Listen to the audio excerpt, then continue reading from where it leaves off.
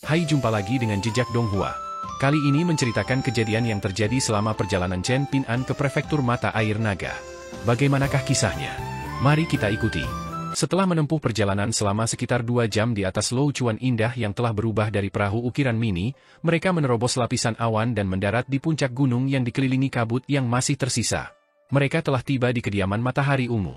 Menatap ke bawah dari atas, terlihat jelas bahwa skala sekte abadi ini tidak kalah dengan istana kerajaan di dunia fana.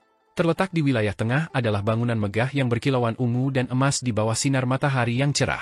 Setelah Chen Ping'an dan yang lainnya turun dari Louchuan, wanita jangkung dan ramping yang menyebut dirinya sebagai penguasa sejati roh Gua Wuyi mengubah Louchuan kembali menjadi perahu ukiran mini dan meletakkannya di dalam lengan bajunya.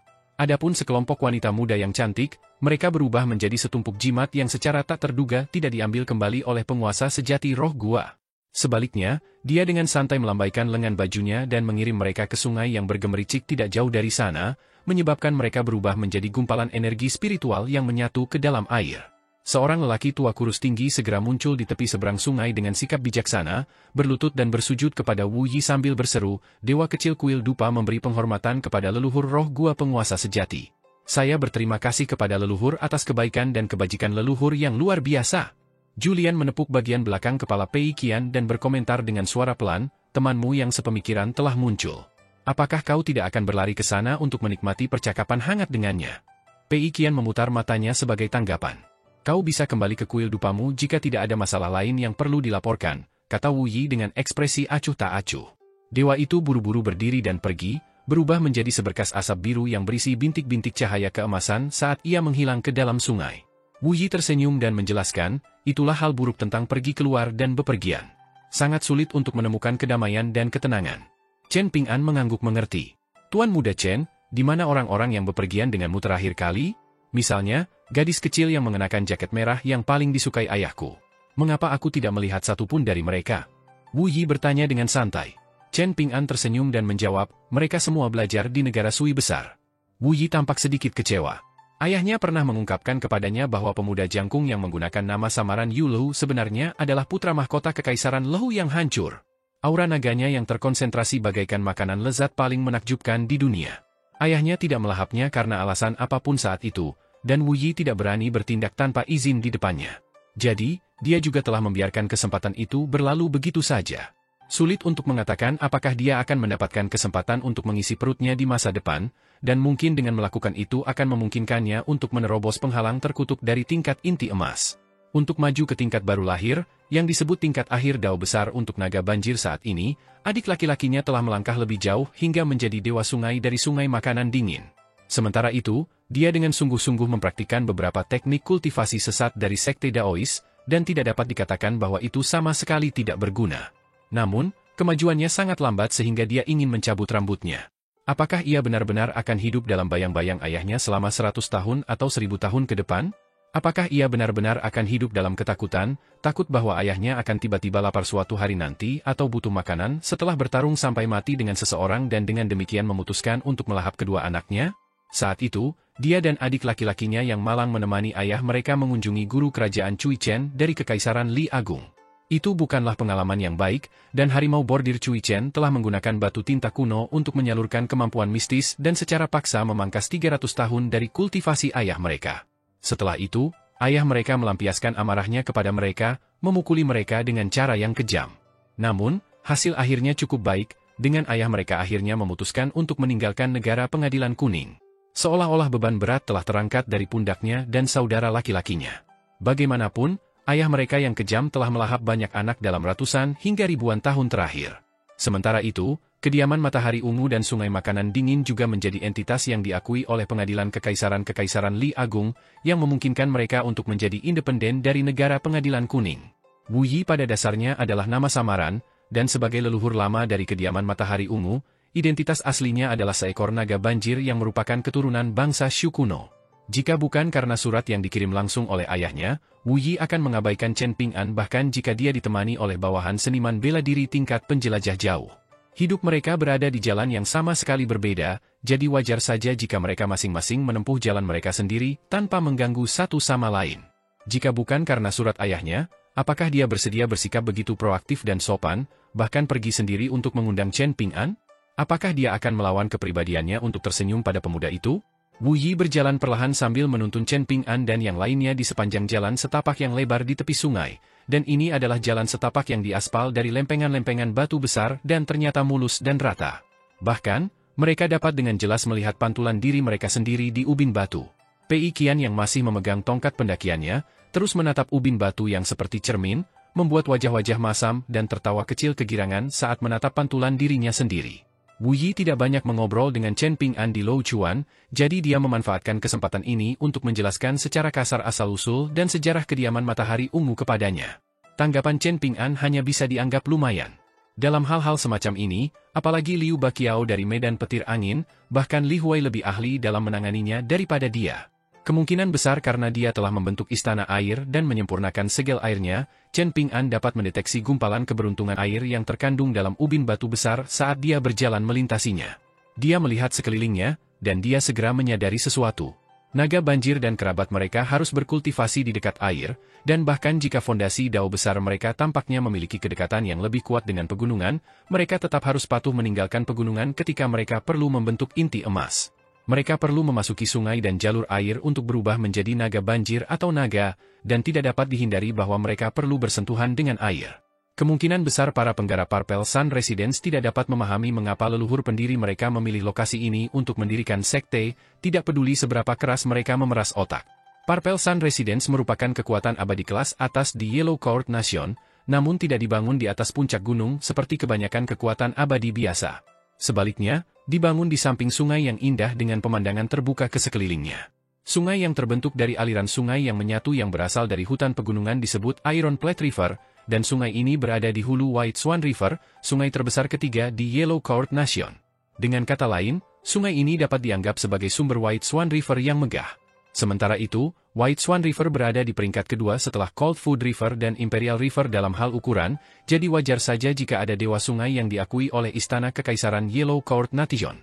Dewa sungai ini diizinkan untuk membentuk patung emas dan membangun kuil, membantu klan Hong Kekaisaran Yellow Court Nation menjaga sungai yang membentang lebih dari 400 km. Seseorang harus menyadari bahwa di banyak negara di dunia agung, menunjuk dewa gunung dan dewa sungai adalah masalah yang sangat penting yang berkaitan dengan nasib suatu negara. Pada saat yang sama, ini juga dapat menentukan stabilitas pemerintahan seorang kaisar. Namun, karena setiap negara hanya dapat menunjuk sejumlah dewa yang terbatas, dengan dewa formal dari 5 gunung menjadi prioritas utama, seringkali keputusan penunjukan diserahkan kepada kaisar pendiri. Kaisar masa depan umumnya tidak akan mengubah penunjukan ini dengan sembarangan, karena hal itu akan menyebabkan konsekuensi signifikan yang sangat merusak negara. Faktanya, kaisar yang berkuasa tidak dapat dengan mudah menunjuk kembali dewa sungai biasa, penjaga sungai, dewa gunung, dan penguasa gunung yang juga berada di bawah dewa sungai formal dan dewa gunung formal. Terlepas dari betapa tidak kompeten dan tidak masuk akalnya seorang kaisar, mereka tidak akan mau main-main dengan masalah ini. Demikian pula, pejabat di istana kekaisaran tidak akan berani membiarkan kaisar bertindak sembarangan mengenai masalah ini tidak peduli seberapa tidak bermoral dan jahatnya hal itu. Setiap kali perbendaharaan negara dalam keadaan sehat dan mampu membeli cukup banyak mata uang abadi, dan setelah izin diperoleh dari salah satu dari 72 Akademi Konfusianisme, seorang sarjana bangsawan dapat secara pribadi pergi ke gunung atau sungai yang dimaksud dan membimbing mereka, sehingga memungkinkan negara untuk secara sah menguasai wilayah tersebut. Ini juga akan memungkinkan negara untuk menunjuk dewa tambahan, yang pada gilirannya akan memberikan kekayaan dan stabilitas tambahan bagi negara. Praktik ini dianggap sebagai tanda masa damai dan makmur, dan itu adalah praktik yang pasti akan dipuji oleh para pejabat dan dirayakan oleh seluruh negara. Para kaisar juga seringkali sangat senang, dan mereka akan memilih untuk memberikan amnesti kepada banyak tahanan karena mereka tidak diragukan lagi akan digambarkan sebagai kaisar yang meremajakan negara atau kaisar yang bijaksana dalam buku-buku sejarah. Namun, meskipun ini mengesankan di dunia fana di luar pegunungan, para petani di pegunungan sering mengejek praktik ini karena menambahkan lapisan pada peti mati rakyat jelata dan menambahkan kayu pada tahta kaisar. Ini adalah sesuatu yang membuat mereka mencibir. Namun, mengapa ada begitu banyak kuil dan tempat suci ilegal di berbagai negara terlepas dari berapa kali kuil dan tempat suci itu dilarang dan dibongkar? Apakah pengadilan kekaisaran di berbagai negara benar-benar terlalu lemah untuk memberantas kuil-kuil ilegal ini? Pada kenyataannya, banyak kuil ilegal yang diam-diam disetujui oleh pengadilan kekaisaran sebenarnya tidak diakui oleh Akademi Konfusianisme. Karena itu, mustahil bagi seorang sarjana bangsawan untuk menetapkan dewa resmi. Banyak negara menutup mata terhadap kuil-kuil ilegal yang menikmati persembahan dupa yang melimpah, dan bahkan ada beberapa negara yang akan bertindak di belakang Akademi Konfusianisme dan secara diam-diam menyediakan kuil-kuil ilegal dengan aliran koin abadi yang terus-menerus. Pada saat yang sama, mereka secara halus akan mendorong para sarjana dan sastrawan setempat untuk memimpin jalan dan mempersembahkan dupa ke kuil-kuil ini, dengan demikian menciptakan tren dan mempromosikan praktik yang sama kepada penduduk setempat. Ada juga dewa sungai resmi yang ditugaskan ke Sungai Plat Besi, dan itu tidak lain adalah lelaki tua pemalu yang dengan tergesa-gesa muncul dan menghilang saat itu. Dewa sungai tua itu telah dihormati di kuil dupa selama bertahun-tahun, dan dia tidak lebih dari sekadar boneka bagi kediaman Matahari Ungu dan sumber pelatihan bagi para kultivator tingkat 5 bawah dari sekte tersebut. Selama sesi pelatihan ini, dewa sungai tua yang sering ditertawakan oleh sesama dewa sungai akan mengirim antek-anteknya menuju kematian mereka, dengan roh-roh air yang menyedihkan pada dasarnya menjulurkan leher mereka untuk ditebas oleh para pemula kultivasi. Hanya mereka yang beruntung yang dapat lolos dengan selamat. Seiring berjalannya waktu, Sungai Pelat Besi secara alami tidak dapat menghasilkan cukup banyak roh air. Karena itu, dewa sungai tua itu tidak punya pilihan selain menggunakan uangnya sendiri untuk meningkatkan saripati air sungai. Jika tahun itu adalah tahun dengan pendapatan rendah di kuil dewa air, dia harus menyiapkan hadiah dan mengunjungi para dewa tua kediaman Matahari Ungu, memohon mereka untuk melemparkan beberapa koin abadi ke sungai dan mengisi kembali saripati airnya. Dengan cara itu, pertumbuhan hantu air dan roh air dapat dipercepat, menghindari situasi di mana sesi pelatihan untuk murid internal Parpel Sun Residence tertunda. Ini terdengar sangat menyedihkan, dan hampir dapat dikatakan bahwa dewa sungai itu hampir tidak dapat bertahan hidup. Namun, pada kenyataannya, banyak dewa, Chen Ping'an dan yang lainnya tiba di dekat kediaman Matahari Ungu. Di luar sekte itu terdapat alun-alun giok putih. Banyak anggota kediaman Matahari Ungu telah memenuhi alun-alun untuk dengan hormat menyambut leluhur lama mereka kembali. Kediaman Matahari Ungu dibagi menjadi sekte internal dan sekte eksternal, dan murid-murid internal termasuk murid langsung pendiri sekte Wuyi, murid-murid dari berbagai master sekte selama bertahun-tahun, para tetua tamu tingkat gerbang naga yang lebih tua, serta para kultivator tingkat pengamatan laut yang bertanggung jawab atas berbagai masalah di sekte dan memegang kekuasaan yang sebenarnya. Sekte eksternal relatif beragam, dan selain dari para kultivator dengan bakat kultivasi biasa, ada juga kultivator pengembara yang telah bergabung dengan sekte, seniman bela diri murni, serta pelayan dan budak yang telah melayani sekte dari generasi ke generasi. Ini adalah campuran orang-orang, dan mereka secara alami jauh lebih banyak daripada pemurni Qi yang berkultivasi dengan sungguh-sungguh. Ada hampir 1000 orang berdiri di alun-alun batu giok putih. Selain itu, mereka diposisikan sesuai dengan status mereka, dan ini adalah sesuatu yang pasti tidak bisa mereka salah. Mungkin untuk mencegah Chen Ping'an berpikir bahwa dia mencoba membangun aura yang mengesankan dan menjatuhkannya, Wu Yi tersenyum dan menjelaskan, sudah sekitar 100 tahun sejak terakhir kali aku menunjukkan diriku di kediaman Matahari Ungu, dan sebelumnya aku mengumumkan kepada semua orang bahwa aku telah memilih sebuah gua tempat tinggal untuk berkultivasi dalam pengasingan. Kenyataannya, aku hanya lelah dan kesal dengan banyaknya hubungan yang harus kujaga, jadi akhirnya aku memutuskan untuk bersembunyi dan tidak perlu berurusan dengan masalah-masalah ini. Ketika Wu Yi berjalan dari jalan beraspal ke batas alun-alun giok putih, semua orang berlutut serempak dan mulai bersujud, berseru keras, selamat karena telah keluar dari pengasingan, leluhur tua. Ini seperti guntur di telinga Pei Qian. Mata gadis kecil itu juga berbinar ketika dia melihat pertunjukan yang megah dan mengesankan ini. Lady Xiao Luan dan ketiga temannya duduk, dan tentu saja, tempat duduk mereka terletak paling dekat dengan pintu masuk aula salju luas. Ini adalah tempat yang bagus untuk menikmati pemandangan malam di luar. Faktanya, pelayan pribadi Lady Xiao Luan, seseorang yang dengan hormat disebut sebagai Dewi Sungai Kecil oleh roh gunung dan air di wilayah hukum Sungai Angsa Putih yang membentang lebih dari 400 km, bahkan tidak ditawari tempat duduk oleh kediaman Matahari Ungu. Karena itu, dia tidak punya pilihan selain berdiri di belakang Lady Xiao Luan dengan ekspresi dingin. Setelah tenggelam dan menjadi hantu air, dia secara bertahap dipromosikan oleh Lady Xiao Luan selama 200 tahun. Dia sekarang bertanggung jawab untuk berpatroli di Sungai Angsa Putih, dan dia memiliki kekuatan untuk mengeksekusi di tempat setiap kultivator atau roh tingkat 5 bawah yang menyebabkan masalah di wilayah tersebut. Kapan dia pernah mengalami penghinaan seperti itu? Kunjungan ke kediaman Matahari Ungu ini telah benar-benar menghancurkan citra perkasa yang telah dibangunnya selama 200 tahun terakhir. Setidaknya, dia tidak akan mampu membangun kembali citranya di kediaman Matahari Ungu. Untungnya, dia telah belajar banyak dengan menemani Lady Xiao Luan, dan dia mengerti apa yang penting dan apa yang tidak. Lady Xiao Luan tidak perlu mengingatkannya untuk memperhatikan acara tersebut, dan dia sudah berdiri di sana dengan sikap patuh, berusaha sebaik mungkin untuk menjaga ekspresinya tetap alami. Dia tidak berani menunjukkan tanda-tanda ketidaksenangan. Setelah Lady Xiao Luan dan Master Sekte Huang Chu selesai membahas masalah yang tepat saat itu, Dewi Sungai masih belum tampak tenang dan rileks.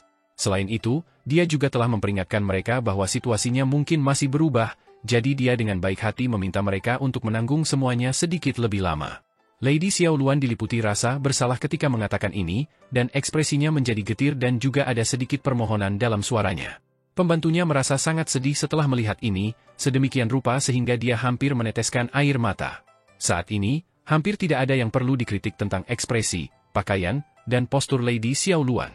Namun, ada sedikit kesan mendung di matanya.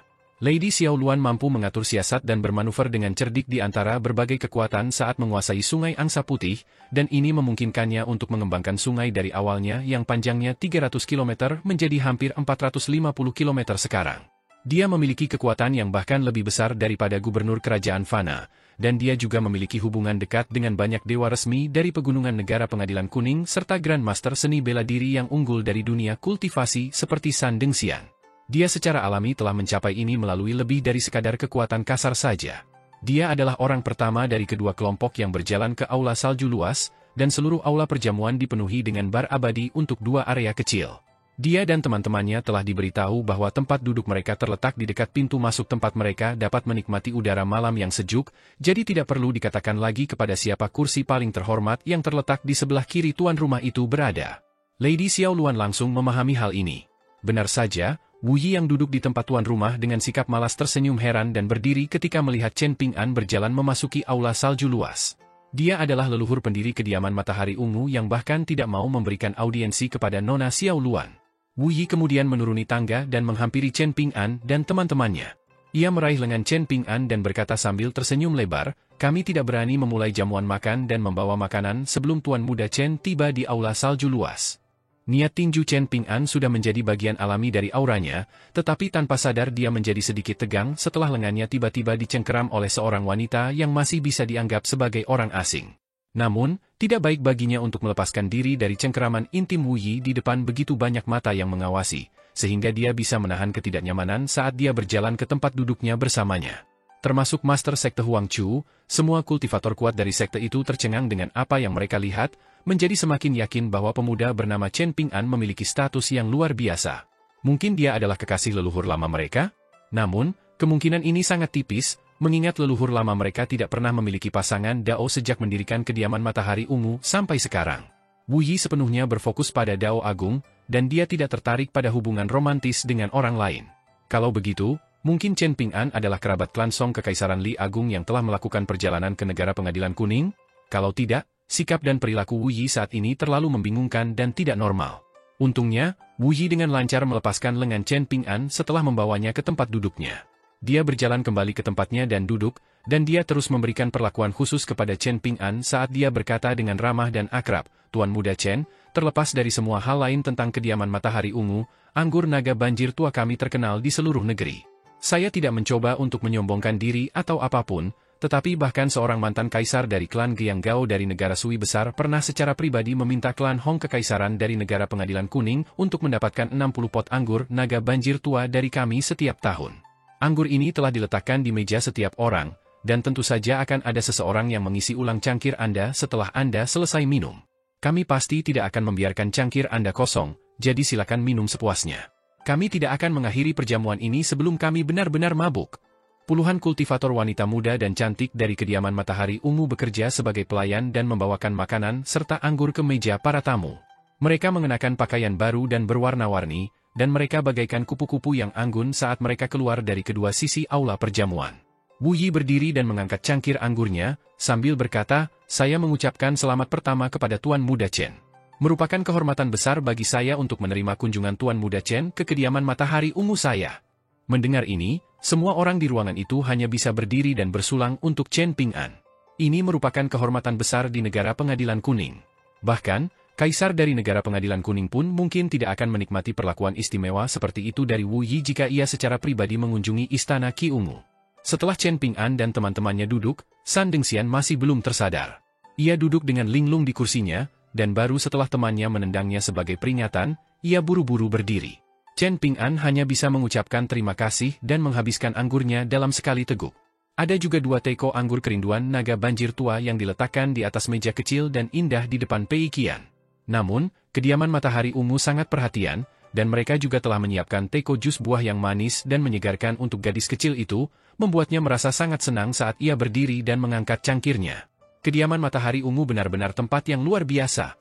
Pei Qian memutuskan bahwa ia pasti akan menyampaikan hal ini kepada tuannya berulang-ulang, memastikan bahwa tuannya selalu mendengarnya siang dan malam. Ia akan menyarankan kepada tuannya agar mereka lebih sering mengunjungi kediaman Matahari Ungu di masa mendatang. Meskipun Wu Yi tidak bisa dianggap sangat cantik, penampilannya jauh lebih rendah daripada Huang Ting dan Yao Jinzi, ia adalah orang baik yang sangat ramah kepada tamu-tamunya. Memang, sama sekali tidak ada yang perlu dikritik Pei Qian. Bagaimanapun, ia tidak meminta tuannya untuk menikahi Wu Yi dan membawanya pulang atau semacamnya, jadi penampilannya dan hal-hal lainnya sama sekali tidak penting. Setelah itu, Wu Yi tidak terlalu memperhatikan Chen Ping'an, dan perjamuan mewah itu berlangsung seperti perjamuan biasa di pegunungan. Ada berbagai macam makanan lezat dari pegunungan dan laut, dan banyak piring makanan dibawa ke meja oleh para kultivator wanita yang ramping dan anggun yang menenun melalui gelas anggur yang berdenting seperti kaleidoskop kupu-kupu berwarna-warni. Huang Chu juga menjunjung tinggi posisinya sebagai master sekte kediaman Matahari Ungu, dan dia berbicara dengan lidah perak saat dia berdiri dan bersulang untuk Wu Yi.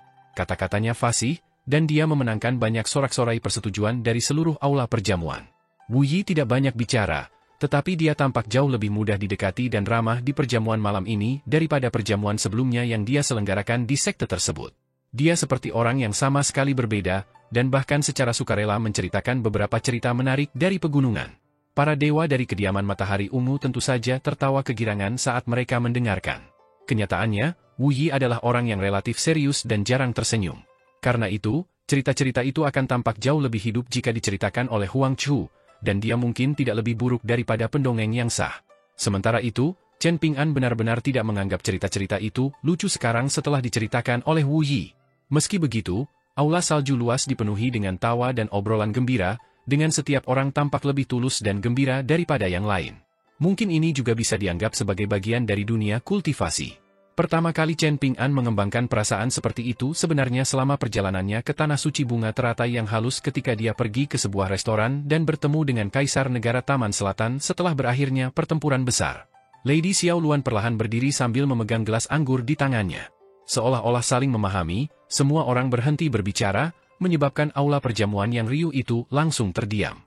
Lady Xiao Luan tersenyum tipis dan berkata, Xiao Luan mewakili kediaman Dewi Sungai White Swan River dan bersulang untuk penguasa sejati roh gua yang terhormat. Wu Yi mengabaikan kata-kata Lady Xiao Luan, namun tatapannya tertuju pada wajah Dewi Sungai itu. Dilihat dari reaksinya, jelas bahwa Wu Yi tidak ingin memberi kesempatan kepada White Swan River untuk bersulang padanya. Bahkan, dia sama sekali tidak mau memberi Xiao Luan muka. San Dengxian hampir meledak marah, mengepalkan tangannya dan menaruhnya di atas meja sementara seluruh tubuhnya bergetar karena marah. Entah sengaja atau tidak, Wu Yi melirik Chen Ping'an dari sudut matanya. Chen Ping'an menghadap Pei Qian dan diam-diam mengatakan sesuatu padanya, seolah memperingatkannya untuk duduk tegak dan menunjukkan sopan santun saat dia menjadi tamu di tempat orang lain. Dia tidak boleh terbawa suasana, dan dia minum jus alih-alih anggur jadi dia tidak punya alasan untuk bertindak mabuk dan tidak bertanggung jawab. Pei Qian duduk tegak, tetapi dia menganggukkan kepalanya dan terkikik saat dia menjawab bahwa dia mengerti. Hal ini menyebabkan Chen Ping'an menghukumnya dengan buku jari di dahi. Melihat Chen Ping'an tidak menunjukkan tanda-tanda ikut campur, Wu Yi dengan cepat menarik kembali pandangannya sebelum menguap dan mengambil sepanci anggur kerinduan naga banjir tua yang dibuat khusus. Dia meletakkan pipinya di satu tangan dan dengan lembut menggoyangkan kendi anggur, sambil bertanya dengan suara malas, "Sungai Angsa Putih? Di mana itu?" Dia kemudian menatap Huang Chu dan bertanya, "Seberapa jauh dari kediaman Matahari Ungu kita?" Huang Chu buru-buru berdiri dan menjawab dengan suara penuh hormat, "Leluhur tua, kediaman Dewi Sungai dari Sungai Angsa Putih hanya dipisahkan dari kita oleh panjang sungai plat besi. Dengan kata lain, letaknya 150 km jauhnya." Wu Yi berpura-pura menyadari dan berkata, "Kalau begitu sebenarnya cukup dekat." Cukup dekat, artinya mereka pada dasarnya adalah tetangga. Dan seperti kata pepatah, lebih baik tetangga dekat daripada saudara jauh. Bagaimanapun, 150 km memang jarak yang sangat pendek bagi para dewa dan dewa gunung dan sungai, jarak yang dapat ditempuh dalam sekejap mata. Menempuh jarak ini setara dengan seorang manusia yang berjalan-jalan setelah makan. Jika demikian halnya, lalu mengapa Sungai Angsa Putih dengan keras kepala menolak untuk berkomunikasi dengan kediaman Matahari Ungu selama beberapa ratus tahun terakhir? Di mata Wu Yi, ini jelas merupakan tindakan provokasi oleh Lady Xiaoluan. Namun, Wu Yi punya rencananya sendiri mengenai masalah ini, dan karena itulah dia membiarkan Dewi Sungai memperluas wilayah kekuasaannya secara terang-terangan, tanpa memerintahkan murid-murid dari kediaman Matahari Ungu atau Iron Plate River dan Kuil Dupa untuk menghentikan tindakannya. Awalnya dipenuhi dengan tawa dan obrolan, aula salju luas langsung dipenuhi dengan niat membunuh yang sedingin es saat ini. Nona Xiaoluan tetap berdiri dengan cangkir anggur di tangannya, dan senyum lembut di wajahnya yang cantik tanpa celah tetap tidak berubah saat dia berkata, "Maafkan aku, penguasa sejati roh gua. Kalau begitu aku akan minum cangkir anggur ini sebagai hukuman." Tepat saat Lady Xiaoluan mengangkat tangannya dan hendak menenggak secangkir anggur, Wu Yi tiba-tiba mengangkat tangan dan memberi isyarat agar dia berhenti, sambil berkata, "Xiaoluan, bagaimana mungkin kediaman Matahari Ungu yang hina ini layak menerima Dewi Sungai resmi untuk minum secangkir anggur sebagai hukuman? Huang Chu, bagaimana selama ini kamu memenuhi tugasmu sebagai kepala sekte? Jika Xiaoluan tidak datang berkunjung, maka apakah kamu tidak tahu untuk mengambil inisiatif dan mengunjungi kediaman Dewi Sungai terlebih dahulu? Mengapa kamu bersikeras agar Dewi Sungai mengunjungimu terlebih dahulu? Dari kelihatannya, egomu sebanding dengan kaisar. Ayo, cepatlah, untuk apa kamu berdiri di sana? Pergi dan bersulang untuk Dewi Sungai. Lupakan saja. Huang Chu, mengapa kamu tidak minum 3 cangkir anggur sebagai hukuman?" Huang Chu tidak mengatakan sepatah kata pun, dan dia berbalik untuk menghadap Lady Xiaoluan sebelum menenggak 3 cangkir anggur berturut-turut. Nona Xiaoluan berdiri di luar pintu dengan linglung untuk waktu yang lama. Ketika dia ragu-ragu apakah dia harus mengetuk lagi, dia berbalik dan melihat lelaki tua yang bungkuk dan tampak biasa-biasa saja itu. Nona Xiaoluan ahli dalam membaca ucapan dan ekspresi orang lain, dan ketika dia pertama kali bertemu lelaki tua ini di koridor menuju aula salju luas, dia menyadari bahwa lelaki tua itu menyembunyikan kekuatannya secara signifikan, dari napasnya hingga langkah kakinya. Dia sengaja menekan basis kultivasi seni bela dirinya ke tingkat kelima. Namun, setelah diam-diam muncul di lantai 4 Istana Qi Ungu, dia sekarang memancarkan aura seni bela diri yang mirip dengan San Dengxian. Dilihat dari ini, sangat jelas bahwa lelaki tua ini adalah orang yang cerdik dan penuh perhitungan. Dewi Sungai hanya bisa mengatakan bahwa bawahan tua itu adalah seorang Grandmaster seni bela diri yang lebih unggul yang lebih kuat dari San Dengxian. Akan tetapi, dia tidak dapat memastikan apakah dia telah maju ke tingkat tubuh Fajra, dia juga tidak dapat memastikan apakah dia telah mencapai tingkat pemurnian roh dan sedang maju ke tingkat akhir ilmu bela diri. Karena Nona Xiaoluan tidak dapat menentukan basis kultivasi seniman bela diri murni ini, itu adalah tanda yang jelas bahwa dia perlu waspada. Senyum lelaki tua bungkuk itu hampir membuat Nona Xiaoluan merinding, dan kata-kata yang keluar dari mulutnya membuatnya merasa semakin tidak nyaman. "Nona Xiaoluan, apakah Anda ditolak bertemu dengan tuan muda saya? Jangan merasa buruk, tuan muda saya selalu seperti ini, dan dia tidak secara khusus menargetkan Nona Xiaoluan." Ekspresi Nona Xiaoluan tetap tenang dan kalem, dan dia mencari kata-kata yang tepat dalam benaknya sebelum berkata dengan senyum tipis, "Tuan tua, tiba-tiba hujan turun malam ini, dan Anda juga harus menyadari bahwa Dewa Sungai seperti saya secara alami akan merasakan keintiman dengan hujan. Setelah akhirnya menghilangkan alkohol dalam tubuh saya dengan susah payah, saya memanfaatkan kesempatan untuk berjalan-jalan tengah malam di sekitar Istana Qi Ungu, dan secara kebetulan saya melihat tuan muda Anda berlatih teknik tinju di koridor di lantai 4. Awalnya aku mengira Tuan Muda Chen adalah seorang kultivator, seorang pendekar pedang muda yang memiliki masa depan cerah, tetapi aku terkejut saat mengetahui bahwa niat tinju Tuan Muda Chen ternyata sangat mengesankan. Faktanya, niat tinju Tuan Muda Chen tidak kalah dengan Grandmaster manapun di negara Pengadilan Kuning. Aku benar-benar penasaran, jadi aku memberanikan diri dan memutuskan untuk berkunjung. Maafkan aku karena mengganggu. "Tidak, ini sama sekali bukan gangguan," seru Julian dengan suara yang tegas. "Hanya ada pria kasar dan tidak romantis yang menyinggung wanita cantik, tetapi bagaimana tindakan wanita cantik bisa dianggap menyinggung atau mengganggu? Tentu saja tidak." Nona Xiaoluan tidak mau berinteraksi dengan lelaki tua bungkuk itu lebih jauh, terutama karena jelas bahwa dia tidak bisa lagi menyelesaikan tujuannya. Jadi, tidak perlu membuang waktu lagi di sini. Selain itu, apakah dia benar-benar begitu vulgar dan tidak tahu malu? Dia adalah dewa resmi dari sungai terbesar ketiga di negara Pengadilan Kuning, dan hanya sedikit lebih rendah dari Dewa Gunung dari 5 gunung. Kalau saja bukan karena sifat angkuh Wu Yi dan kediaman Matahari Ungu, dan persekutuan mereka dengan Kekaisaran Li Agung yang memberi mereka dukungan atas tren yang tak terbendung, Nyonya Xiaoluan seharusnya menikmati rasa hormat dan perlakuan yang sama seperti Chen Ping'an dalam perjamuan apapun di negara Istana Kuning. Pada akhirnya, Lady Xiaoluan mengucapkan beberapa patah kata sopan sebelum berbalik dan bersiap untuk pergi. Tidak ada yang berjalan mulus di kediaman Matahari Ungu, dan setelah meninggalkan Istana Purple Key, masih akan ada lebih banyak sakit kepala yang menunggunya untuk diatasi sebentar lagi. Julian tersenyum dengan mata menyipit dan berkata, silakan tunggu sebentar, Lady Xiao Luan. Xiao Luan sangat kesal, namun dia mempertahankan aura anggun dan tenangnya saat dia bertanya dengan bingung, apakah ada yang salah, Tuan Tua? Jika tidak ada yang mendesak, maka Anda dapat mencari saya besok. Julian menjabat tangannya dan berkata, Tuan Tua? Tidak, dibandingkan dengan umur panjang Nona Xiao Luan, aku tidak lebih dari seorang anak muda yang tampak sedikit lebih tua di permukaan. Nona Xiao Luan bisa memanggilku Ju kecil, Ju berarti muda dan tampan. Masalah ini tidak mendesak, dan aku hanya ingin mengatakan bahwa aku tidak punya keberanian untuk bersulang untuk Nona Xiao Luan di aula salju luas malam ini. Namun, karena sudah larut malam dan tidak ada orang lain di sekitar, aku berpikir untuk berjalan-jalan di sekitar kediaman Matahari Ungu tengah malam bersama Nona Xiao Luan. Apa yang Nona Xiao Luan katakan? Nona Xiao Luan merasa sangat mual, bahkan lebih mual daripada setelah menghabiskan 4 pot anggur kerinduan naga banjir tua. Meskipun begitu, dia tetap tersenyum dan menjawab, hari sudah sangat larut, dan aku bersiap untuk meninggalkan kediaman Matahari Ungu besok pagi untuk kembali ke Sungai Angsa Putih. Aku merasa sedikit lelah, jadi aku ingin kembali dan beristirahat. Mohon maafkan aku. Julian melangkah maju dan berkata, wajar saja kalau aku memaafkan Nona Xiao Luan. Kalau begitu, izinkan aku menemani Nona Xiao Luan kembali ke kediamannya. Aku jadi khawatir kalau Nona Xiao Luan pulang sendiri. Nona Xiao Luan cantiknya luar biasa, dan meskipun katanya kecantikan yang memukau memiliki aura yang tidak bisa diganggu-gugat, aku tahu aku akan merasa sangat sakit hati kalau ada kultivator patroli kediaman Matahari Ungu berani mencuri pandang ke Nona Xiao Luan. Tidak, aku tidak bisa membiarkan itu terjadi. Jangan khawatirkan aku, Nona Xiao Luan, aku pasti akan menemanimu kembali ke kediamanmu. Nona Xiao Luan menepisnya sambil tersenyum. Akan tetapi, bahkan dengan kesabaran dan temperamennya yang baik, dia hampir tidak bisa menahan diri untuk tidak menanggapi dengan kasar. Dia langsung berbalik, tidak menerima atau menolak tawaran lelaki tua bungkuk itu. Dia kemudian melompat keluar dari gedung, dengan sosoknya yang ramping dan indah langsung berubah menjadi seberkas cahaya saat dia berlari ke kejauhan. Lelaki tua itu bisa mencoba mengejarnya jika dia memang mampu. Namun, tanpa diduga, Julian muncul di sampingnya dalam sekejap, juga mulai menunggangi angin di sampingnya. Lady Xiao Luan tercengang, sedemikian rupa sehingga dia hampir jatuh ke tanah. Tingkat penjelajah jauh. Orang tua mesum ini sebenarnya adalah seniman bela diri tingkat 8?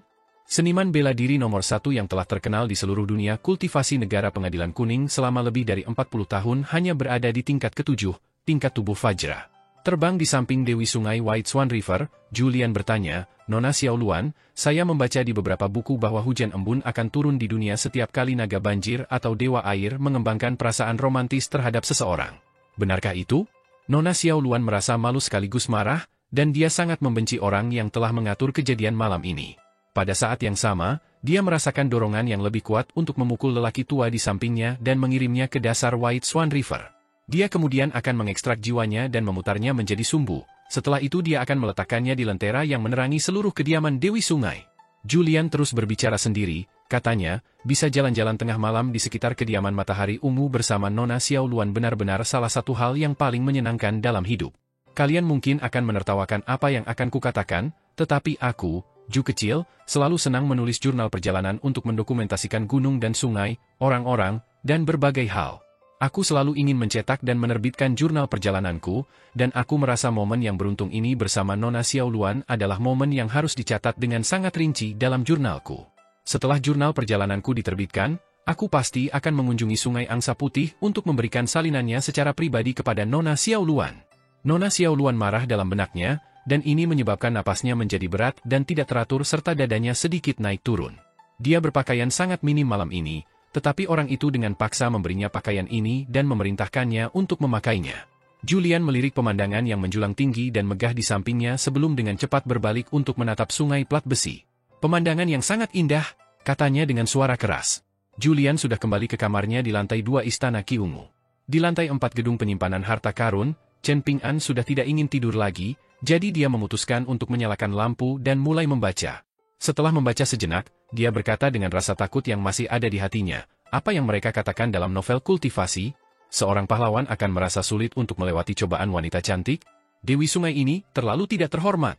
Aku membantumu karena niat baik di aula salju luas, jadi apa alasanmu untuk menjebakku seperti ini? Aku pernah mendengar bahwa pahlawan yang sopan tidak membiarkan hutang budi atau permusuhan tetap ada dalam semalam, jadi mereka memilih untuk menyelesaikan semuanya pada hari itu. Namun, kamu benar-benar membalasku seperti ini? Sialan, kalau aku tidak khawatir Julian akan curiga, maka menamparmu saja sudah merupakan bentuk toleransi. Kalau berita ini tersebar, maka selangkanganku akan seperti terkena lumpur. Orang-orang akan menyebutnya sampah meskipun sebenarnya tidak, dan aku akan dicap bersalah meskipun sebenarnya tidak. Chen Ping'an terus bergumam dan mengutuk Dewi Sungai White Swan River sembari menyeka keringat di dahinya. Pada akhirnya, Chen Ping'an hanya bisa mencoba menghibur dirinya sendiri dengan berkata, aku tidak membuang-buang waktuku untuk menjelajah sungai waktu di tanah terberkati bunga teratai. Jika sebelum itu, aku mungkin dengan bodohnya membuka pintu dan mengizinkannya masuk. Setelah berangsur-angsur tenang, Chen Ping'an mulai berkonsentrasi membaca. Dia sedang membaca kitab suci Buddha, salah satu dari 6 buku yang dipinjamnya dari perpustakaan kitab suci Mountain Cliff Academy. Keenam buku tersebut mencakup buku-buku klasik dari 5 ajaran dan aliran yang berbeda, Konfusianisme, Buddhisme, Taoisme, Legalisme, dan Mohisme. Master Gunung Mau telah memberitahu Chen Ping'an bahwa tidak perlu terburu-buru mengembalikan buku-buku ini, dan bahwa dia dapat meminta seseorang untuk mengembalikannya ke akademi setelah dia yakin telah memahaminya sepenuhnya. Chen Ping'an tiba-tiba menutup buku dan berjalan keluar dari kamarnya, menuju pagar di koridor. Pasti ada yang mencurigakan tentang situasi yang tidak normal ini. Hujan di luar sudah reda, dan yang ada hanyalah kegelapan malam. Chen Ping'an mengulurkan tangan dan meletakkan tangannya di pagar, berjalan maju perlahan dan menyebabkan butiran-butiran air pecah dan berkumpul menjadi satu. Air hujan terasa sedikit dingin di telapak tangannya.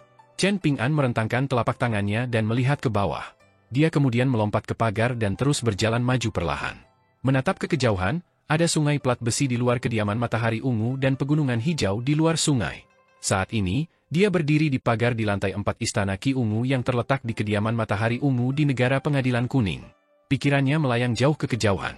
Chen Ping'an mengingat perjalanannya melalui negara Phoenix Biru sebelumnya, dan saat rakyat jelata dan pelanggan restoran mendiskusikan perdebatan besar antara agama Buddha dan Taoisme.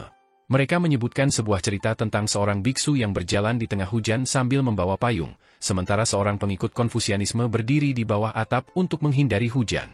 Jika hujan mulai turun saat seseorang bepergian, wajar saja jika seseorang mencari perlindungan di bawah atap. Chen Ping'an juga mengingat kata-kata yang pernah diucapkan Lu Tai dengan penuh emosi di halaman kecil di benteng elang terbang.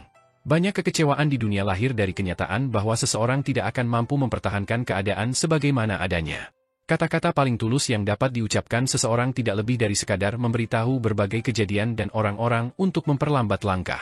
Lu Tai juga mengatakan bahwa sangat sulit untuk benar-benar merasakan empati terhadap semua penderitaan di dunia. Jadi, ketika kesulitan datang dan menimpa seseorang, tidak dapat dihindari bahwa orang-orang akan merasa bingung dan tidak siap. Pendeta Tao tua yang sangat kuat dan tidak dikenal dari apa yang disebut kuil pengamatan Dao sedang mengamati Dao melalui kehidupan berbagai makhluk di tanah terberkati bunga teratai. Jelas bahwa ia dapat mengendalikan aliran waktu di tanah terberkati bunga teratai, memerintahkannya untuk mempercepat, memperlambat, atau berhenti sama sekali. Chen Ping'an melangkah maju mundur perlahan di sepanjang pagar, berbalik saat mencapai salah satu ujung dan berjalan kembali. Ia melakukannya berulang kali, berjalan beberapa putaran di sepanjang pagar. Pada saat ini, Chen Ping'an tidak menyadari apa yang terjadi di lubuk hatinya, tempat yang sama sekali tidak ia sadari. Setiap pikiran mendalam yang ia miliki bagaikan benih yang ditabur di dalam hatinya. Benih-benih ini akan tumbuh, namun banyak di antaranya mungkin layu sebelum sempat tumbuh dan matang. Namun, beberapa di antaranya mungkin suatu hari tumbuh subur dan berbuah. Ada sesuatu yang bahkan lebih tidak disadari Chen Ping'an. Ia telah dengan hati-hati menuliskan banyak karakter pada potongan bambunya, dan ia akan merenungkan karakter-karakter ini berulang kali.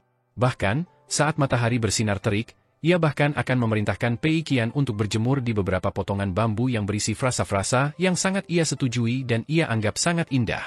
Terlepas dari apakah ungkapan-ungkapan itu baik atau buruk, dan tidak peduli apakah ungkapan-ungkapan itu benar atau salah, semuanya akan menyebarkan benih-benihnya di dalam pikirannya. Chen Ping'an tidak terkecuali, dan pada kenyataannya, semua orang di dunia mengalami hal yang sama. Namun, tidak semua orang akan menggunakan pisau ukir dan potongan bambu untuk mewujudkan proses yang terjadi dalam pikiran mereka. Dia dipenuhi dengan harapan yang besar, sangat ingin menunggu saat Chen Ping'an akhirnya menghentikan langkahnya di sepanjang pagar. Namun, Chen Ping'an terus melangkah maju mundur perlahan. Setelah meninggalkan Akademi Tebing Gunung, Chen Ping'an telah mengajukan pertanyaan kepada Julian dan Shiro saat mereka bepergian. Jika membunuh orang yang tidak bersalah dapat menyelamatkan nyawa 10 orang, apakah mereka akan membunuh orang yang tidak bersalah itu? Baik Julian maupun Shiro menggelengkan kepala sebagai jawaban. Chen Ping'an kemudian terus meningkatkan taruhannya, mengubah 10 orang menjadi 1000 orang dan kemudian 10.000 orang. Shiro mulai ragu-ragu. Namun, Julian dengan terus terang mengungkapkan bahwa dia tidak akan membunuh orang yang tidak bersalah itu bahkan jika itu berarti menyelamatkan seluruh dunia. Chen Ping'an bertanya kepadanya mengapa tidak. Julian tersenyum dan menjawab, saya khawatir saya akan menjadi orang yang tidak bersalah yang dibunuh. Julian kemudian mengajukan pertanyaan yang sama kepada Chen Ping'an. Chen Ping'an telah menjawab bahwa dia juga tidak dapat menjawab pertanyaan itu kecuali dia benar-benar dihadapkan dengan dilema seperti itu. Hanya dengan begitu dia akan mengetahui sifat aslinya dan pilihannya yang tulus. Cendekiawan emas mini di dalam titik akupunturnya mulai menjadi sedikit gelisah, ingin keluar dari titik akupuntur dan melesat keluar dari tubuh Chen Ping'an beberapa kali. Ia ingin menghadiahi Chen Ping'an dengan beberapa pukulan kuat di kepala dan berteriak, pikiranmu tersesat. Mengapa kamu merenungkan pertanyaan-pertanyaan yang sangat sulit ini yang pasti tidak akan kamu jawab sekarang? Berhentilah membuang-buang waktumu, dan jangan lewatkan kesempatan sekali dalam 1000 tahun ini. Alur pikiranmu tadi benar. Cepatlah dan kembali ke konsep kelambatan yang sangat penting itu, konsep yang telah sangat diabaikan oleh dunia fana. Berpikirlah lebih dalam dan berpikirlah lebih jauh. Begitu Anda memahami konsep ini dan sungguh-sungguh memahaminya, maka itu akan menjadi katalisator pencapaian Dao yang membantu Anda maju ke 5 tingkat atas di masa mendatang. Namun, dia tidak bisa langsung mengungkapkan rahasia ini kepada Chen Ping'an. Kalau tidak, Chen Ping'an akan terjerumus ke dalam kondisi mental yang mengerikan alih-alih mendapatkan manfaat apapun. Chen Ping'an akhirnya berdiri diam di pagar. Cendekiawan emas mini dan anak-anak kecil berjubah hijau di 2 titik akupuntur semuanya dipenuhi dengan antisipasi yang bersemangat. Anak-anak kecil berjubah hijau itu kemudian saling bertukar pandang dengan terkejut sebelum tiba-tiba tertawa terbahak-bahak. Ternyata, pikiran pertama dan paling murni Chen Ping'an setelah berdiri diam berkaitan dengan seorang wanita muda. Selain itu, pikirannya sangat tidak murni dan tidak pantas bagi seorang pria sejati. Dia secara mengejutkan memikirkan reuni berikutnya dengan Ning Yao di tembok besar pedang Qi. Saat itu, dia tidak bisa puas hanya dengan memegang tangannya. Tidak, dia harus lebih berani. Jika Ning Yao tidak mau, maka hal terburuk yang bisa terjadi adalah dipukuli dan dimarahi. Namun, dia yakin bahwa mereka akan tetap menjadi pasangan. Di sisi lain, bagaimana jika Ning Yao benar-benar mau? Bagaimana jika dia menunggunya untuk mengambil inisiatif? Dia seorang pria, jadi bagaimana dia bisa begitu pemalu dan ragu-ragu? Apakah itu masuk akal? Chen Ping'an melompat dari pagar, merasa sedikit mengantuk. Saat dia berjalan kembali ke kamarnya, dia meninju telapak tangannya dan memompa dirinya sendiri, berkata, itu tidak masuk akal, itu pasti tidak masuk akal. Bagaimanapun, bukan berarti aku belum pernah memeluk Ning Yao saat aku berada di Gunung Stalaktit. Namun, aku terlalu bersemangat dan linglung saat itu, jadi aku benar-benar lupa bagaimana rasanya. Tidak, aku tidak bisa menerima ini sama sekali. Mungkin aku bisa menciumnya? Tidak, apakah kamu mencari kematian, Chen Ping'an? Aku tidak bisa memikirkan ini masih terlalu cepat. Bukankah aku baru saja memikirkan konsep lambat? Aku harus melakukan semuanya dengan lambat dan mantap bersama Ning Yao. Bagaimanapun, lambat dan mantap juga bagus. Bagus pantatku. Anak-anak kecil berjubah hijau memegangi perut mereka dan tertawa terbahak-bahak. Bahkan, banyak dari mereka yang berguling-guling di lantai dan tertawa terbahak-bahak. Tentu saja, bukan berarti mereka bisa membaca semua pikiran Chen Ping'an. Namun, malam ini adalah pengecualian, terutama karena pikiran Chen Ping'an begitu terkait erat dengan kondisi mentalnya. Pikirannya sudah berkaitan dengan hal-hal mendasar, dan sifat mendalam dari pikiran-pikirannya menyebabkan jiwanya bereaksi secara signifikan dan hampir menyelimuti seluruh dunia kecil di dalam tubuhnya. Cendekiawan emas mini itu diselimuti aura emas yang kaya, begitu pekat sehingga inti emas hampir terbentuk di dadanya. Dia bersandar dan membiarkan dirinya jatuh, dan dia tidak bisa menahan diri untuk tidak mengutuk, Chen Ping'an, dasar makhluk kecil sialan. Namun, dia mulai tertawa keras setelah melontarkan kutukan itu. Meskipun bunga dan buah yang mekar malam ini tidak sepenuhnya sempurna, bahkan jauh dari sempurna, mereka sudah sangat bermanfaat baginya dan Chen Ping'an. Ambil contoh, inti emas yang sedang tumbuh di dada cendekiawan emas mini. Saat membantu Chen Ping'an menyempurnakan inti emas cendekiawan Shen Wen saat itu, harapan terbesar Mao Xiaodong adalah agar cendekiawan emas mini itu membentuk inti emas. Fajar pun tiba, dan Chen Ping'an beserta yang lainnya selesai mengemasi barang bawaan mereka dan bersiap meninggalkan kediaman matahari ungu. Master Sekte Huang Chu dan 2 orang tua abadi tingkat gerbang naga mengantar mereka secara langsung, menemani mereka sampai ke tepi sungai plat besi. Dewa sungai dari kuil dupa telah menyiapkan kapal abadi untuk mereka, dan mereka perlu melakukan perjalanan ke hilir sejauh sekitar 50 km sebelum turun di stasiun feri dan melanjutkan perjalanan mereka ke perbatasan negara Pengadilan Kuning. Chen Ping'an mengungkapkan rasa terima kasihnya kepada Huang Chu. Setelah itu Huang Chu mengambil kotak kayu cendana yang baru dibuat, kotak yang mengadopsi gaya barang antik ruang belajar terkenal di negara Pengadilan Kuning, dan mengatakan bahwa itu adalah hadiah kecil dari leluhur lama. Pei Qian memasang ekspresi tegas, berpura-pura tidak peduli sama sekali tentang ini. Chen Ping'an ragu sejenak sebelum akhirnya memutuskan untuk menerima kotak kecil yang berisi 4 harta berharga dari Istana Qi Ungu, sambil berkata, Master Sekte Huang Chu, Anda pasti perlu mengunjungi gunung tertindas jika Anda pergi ke prefektur mata air naga di masa mendatang. Setelah itu, Chen Ping'an mengangkat kotak berisi barang-barang berharga itu dan bercanda, saya tidak akan memberikan hadiah berharga apapun untuk Anda, saya juga tidak akan memberikan anggur kerinduan naga banjir tua seperti yang disajikan dalam perjamuan di aula salju luas. Saya hanya akan menyajikan masakan rumahan untuk Anda. Mungkin Master Sekte Huang Chu tidak akan mau menyapa saya meskipun dia mengunjungi prefektur mata air naga. Huang Chu tersenyum tipis dan menjawab, jika saya memiliki kesempatan untuk mengunjungi Kekaisaran Li Agung, saya pasti akan menemukan kesempatan untuk mengunjungi Tuan Muda Chen meskipun saya tidak mengunjungi prefektur mata air naga. Mereka mengobrol dengan gembira, dan Huang Chu menemani Chen Ping'an dan yang lainnya sampai ke kapal abadi yang berlabuh di tepi sungai. Awalnya Huang Chu ingin menaiki kapal abadi dan menemani mereka sampai ke stasiun feri, tetapi Chen Ping'an berulang kali bersikeras bahwa hal itu tidak perlu. Baru kemudian Huang Chu menyerah pada masalah itu. Chen Ping'an berjalan ke haluan kapal abadi setelah menaiki kapal, dan labu pemeliharaan pedang di pinggangnya terisi dengan anggur kerinduan naga banjir tua saat kapal perlahan berlayar ke hilir. Ini adalah anggur yang penuh dengan energi spiritual. Chen Ping'an menangkupkan tinjunya ke arah Istana Qi Ungu. Berdiri di lantai atas Istana Qi Ungu adalah seorang wanita tinggi dan ramping yang telah mengaktifkan teknik ilusi. Dia tidak lain adalah penguasa sejati roh Gua Wuyi, dan setelah melihat gerakan Chen Ping'an, dia tersenyum dan berkata, mengundangnya mudah, dan mengantarnya pergi juga tidak terlalu sulit. Dia dalam suasana hati yang cukup baik. Wuyi telah mencatat kejadian selama 2 hari terakhir, tidak peduli seberapa besar atau kecil kejadiannya, dan melaporkannya kepada ayahnya dengan mengirimkan pedang terbang ke Gunung Tirai Awan di prefektur mata air naga. Dia percaya bahwa meskipun dia tidak dipuji dan diberi penghargaan, dia setidaknya akan mampu lolos dari kritik dan hukuman. Kapal abadi itu perlahan berlayar menjauh, menjadi sekecil setitik pasir di mata Wuyi. Namun, tubuhnya tiba-tiba menegang saat ini, dan dia tidak berani menggerakkan satu otot pun. Pada suatu waktu yang tidak diketahui, seorang tetua yang anggun dalam jubah Konfusianisme telah muncul di sampingnya, dengan mudah menerobos formasi pertahanan kediaman matahari ungu dan diam-diam tiba di lantai atas Istana Qi Ungu. Wuyi menenangkan dirinya dan berkata dengan suara pelan, putri yang tidak berbakti ini menyapa ayahnya. Ternyata, tamu tak diundang itu tak lain adalah mantan asisten Menteri Kementerian Pendapatan Negara Pengadilan Kuning dan Wakil Kepala Gunung Akademi Rusa Hutan Gunung Cloud Drape saat ini. Naga banjir tua ini telah mengadopsi banyak nama samaran dan identitas selama hidupnya yang sangat panjang.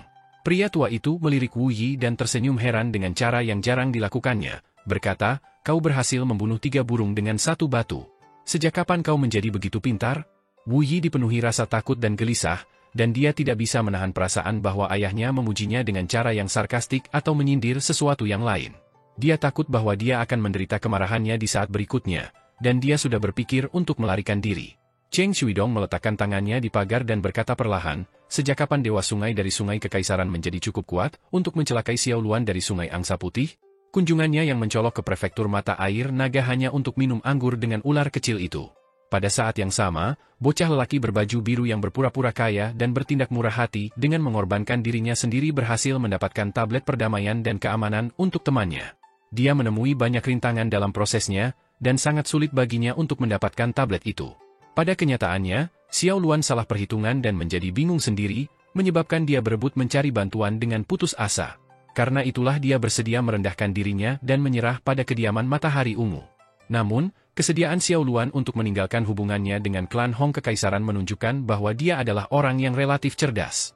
Dia bisa menikmati banyak keuntungan dengan mendaftar di kediaman matahari ungu, sementara Anda juga bisa mendapatkan banyak uang dengan tidak melakukan banyak hal.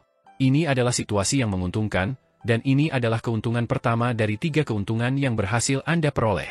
Cheng Shuidong menatap telapak tangannya sebelum menggelengkan kepala dan menggenggam tangannya di belakang punggungnya, lalu melanjutkan, caramu menyenangkan Chen Ping'an sangat tidak sopan dan tidak wajar, dan secara mengejutkan kau bahkan mencoba menunjukkan keunggulanmu kepadanya selama perjamuan di aula salju luas.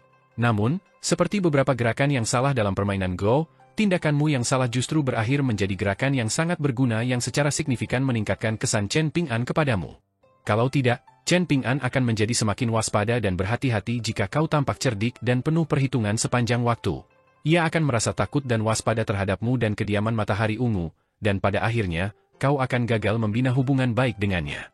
Langkah paling brilian yang kau lakukan adalah memanggil gerimis ringan malam itu, awalnya berencana menggunakannya sebagai penyamaran untuk Xiao Luan dan menciptakan ilusi bahwa ia telah mengembangkan perasaan romantis untuk Chen Ping'an. Namun, kau secara tak terduga berhasil memberi Chen Ping'an kesempatan besar yang ditakdirkan karena ini. Jika bukan karena aku yang sengaja menekan fenomena langit dan bumi, aku khawatir itu akan berakhir jauh lebih besar dari apa adanya.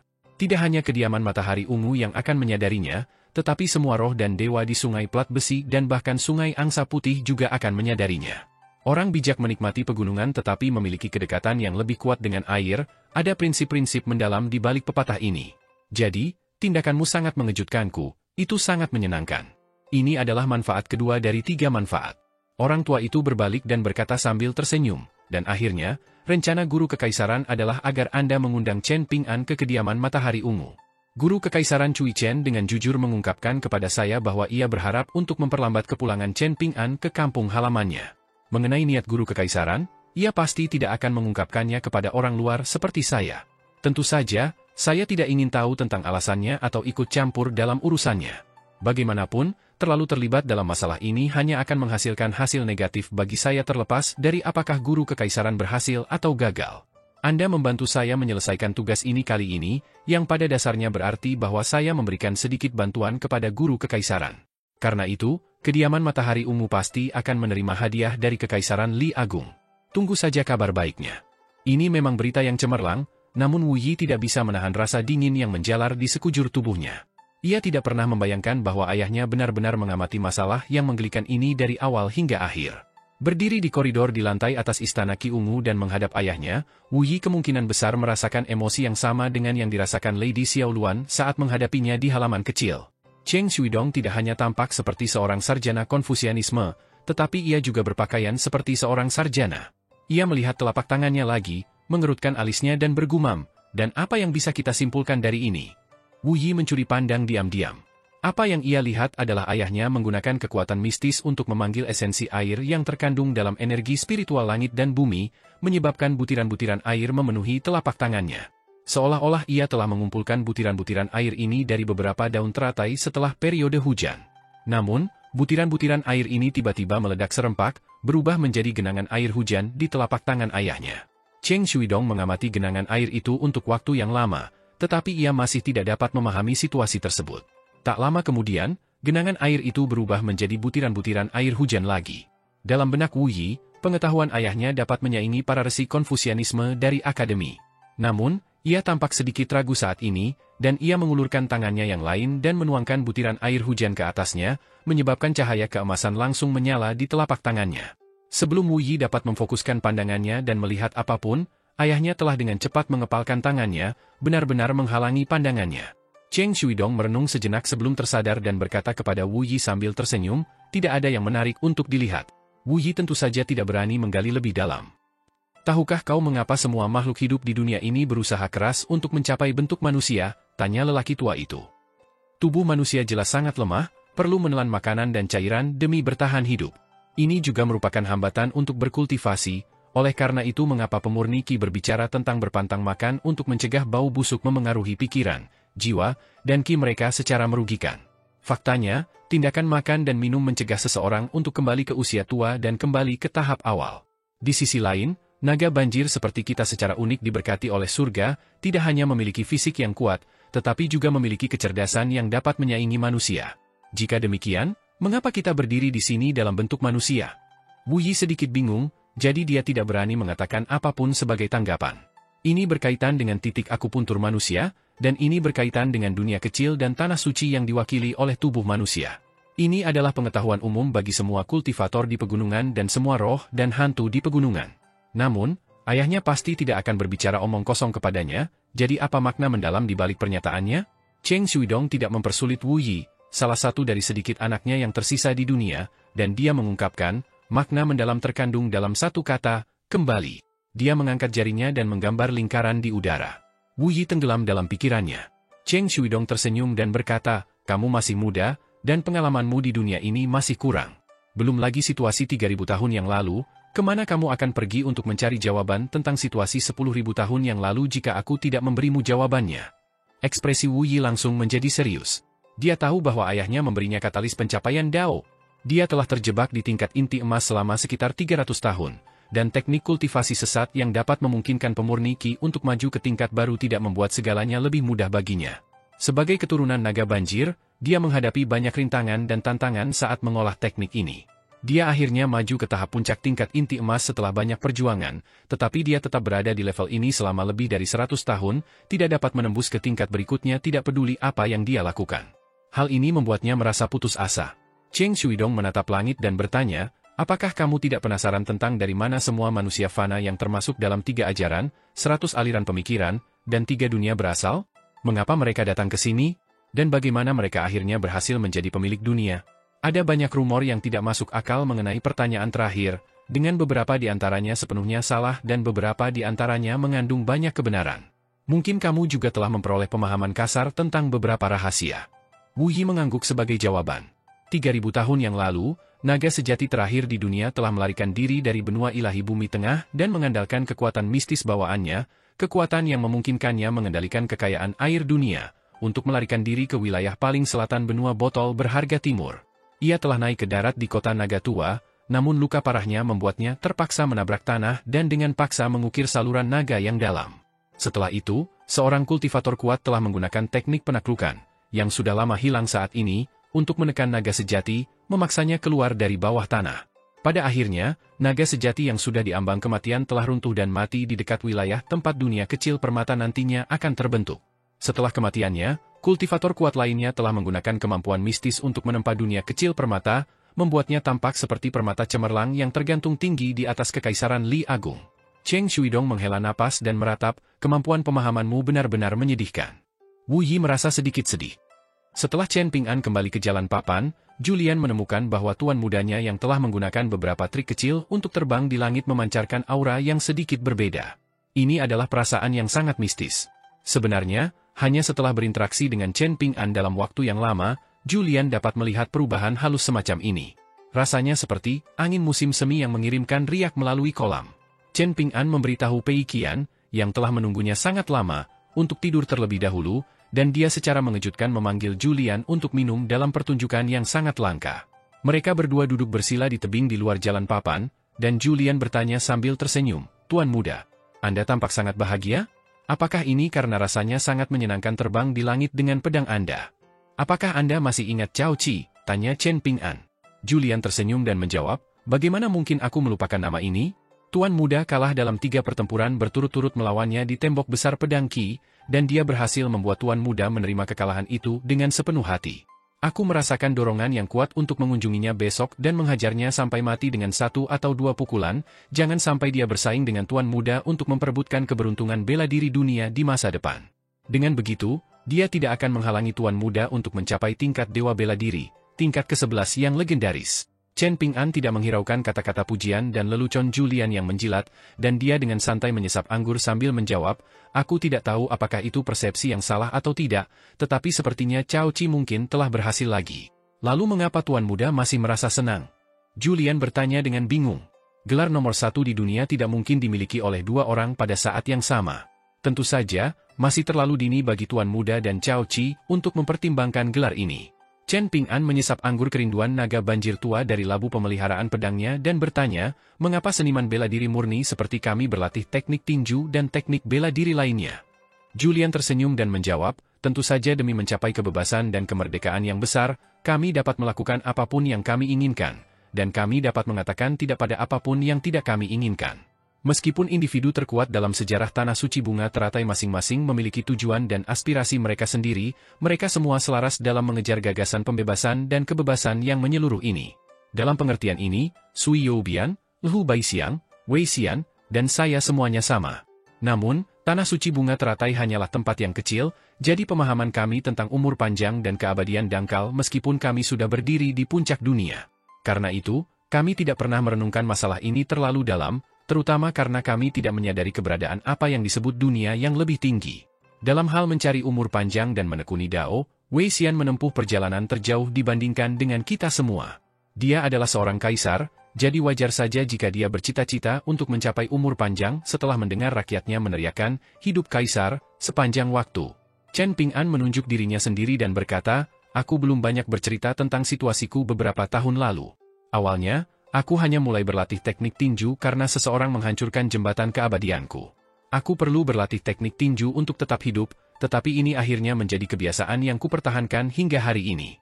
Ketika aku memenuhi janjiku dan menyerahkan pedang yang ditempa Ruan Qiong kepada Ning Yao di Gunung Stalaktit, aku telah menempuh jarak yang sangat jauh dan hampir mencapai tujuanku untuk melontarkan 1 juta pukulan. Pada saat itu, aku secara alami merasakan kebingungan di lubuk hatiku. Sudah tidak perlu berlatih teknik tinju untuk tetap hidup, dan aku juga bukan tipe orang yang ingin bertarung dengan orang lain untuk mendapatkan gelar nomor 1 di dunia. Kalau begitu, kemana aku harus pergi dari sana? Haruskah aku menjadi Juhi berikutnya? Itu tidak akan terlalu sulit. Atau haruskah aku menjadi seperti Song Yuxiao dari negara sisir air? Itu juga tidak akan sulit. Atau haruskah aku menundukkan kepala dan melancarkan 1 juta pukulan lagi, bercita-cita untuk suatu hari memperoleh aura yang mengesankan dari seniman bela diri tingkat tubuh Fajra? Penting untuk dicatat bahwa saat itu saya berada di tembok besar pedang Qi, tempat yang menampung jumlah dewa pedang terbanyak di dunia.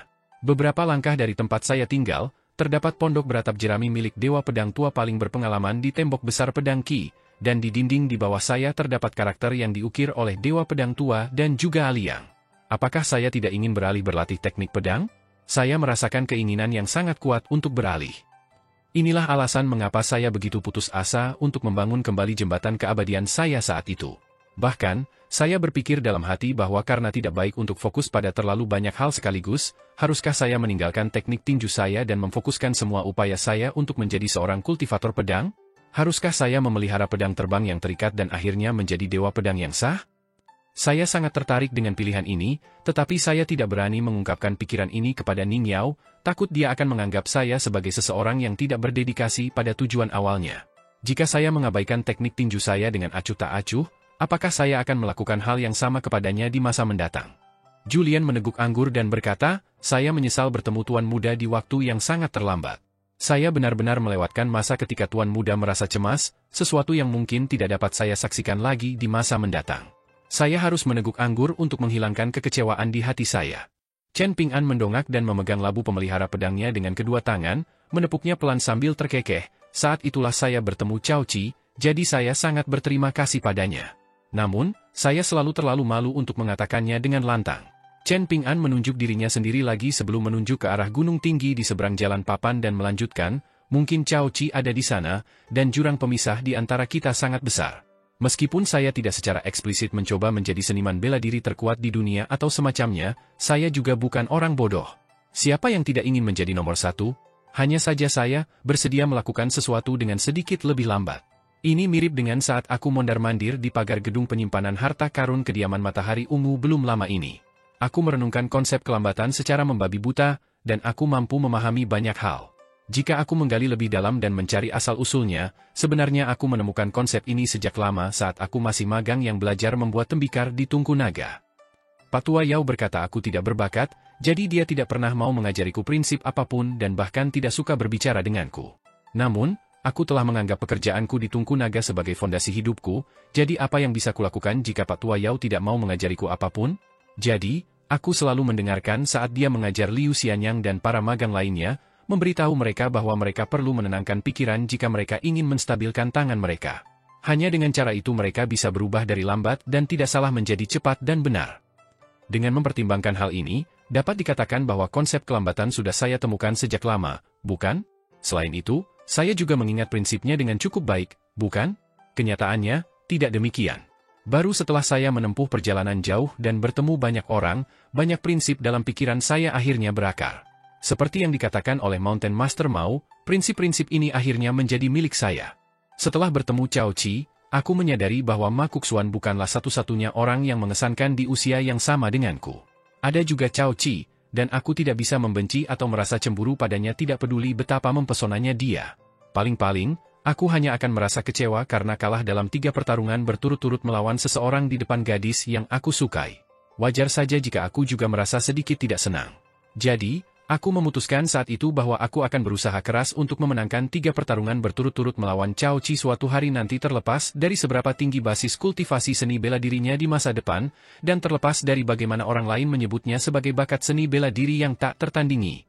Ekspresi Chen Ping'an tenang dan santai, namun ada kilatan terang di matanya saat dia berseru, Aku akan berusaha mengalahkannya hanya dengan menggunakan teknik tinju. Julian menepuk pahanya dan memuji, luar biasa. Cita-cita tuan muda benar-benar setinggi langit. Chen Ping'an menepuk labu pemelihara pedangnya dan menatap wajah gunung di seberangnya, tersenyum dengan mata menyipit saat dia berkata, itu hanya ocehan orang mabuk. Julian merasa bahwa dialah yang terbaik dalam memahami orang lain dan memperbaiki suasana, dan ini mirip dengan bagaimana sepanci anggur baru harus disimpan dan dibiarkan beristirahat setelah segel tanah liat terbentuk. Tidak masuk akal untuk langsung mengambilnya dan menciumnya. Maka, Julian mengubah topik pembicaraan dan bertanya, sepertinya tuan muda mengkhawatirkan sesuatu. Chen Ping'an mengangguk dan menjawab, Anda juga telah mengawasi keadaan Kekaisaran Li Agung, jadi apakah Anda tidak merasa aneh bahwa Cui Dongshan muncul di Akademi Tebing Gunung sementara guru Kekaisaran Cui Chen sibuk merencanakan dan menyebarkan jaring di daerah lain? Kekuatan mistis mereka yang berada di 5 tingkat atas tidak terduga, jadi tidak aneh jika guru Kekaisaran dapat membelah jiwanya menjadi 2, kan? Bagaimanapun, kita juga memiliki Shiro yang hidup dalam tubuh abadi, jawab Julian. Chen Ping'an menggelengkan kepalanya dan menjelaskan, Cui Chen dan Cui Dongshan telah menjadi 2 orang yang berbeda, dan mereka juga mulai menyimpang ke jalan yang berbeda di Dao Besar. Dengan mengingat hal ini, bagaimana menurutmu 2 orang dengan karakter dan watak yang sama akan berinteraksi satu sama lain di masa depan?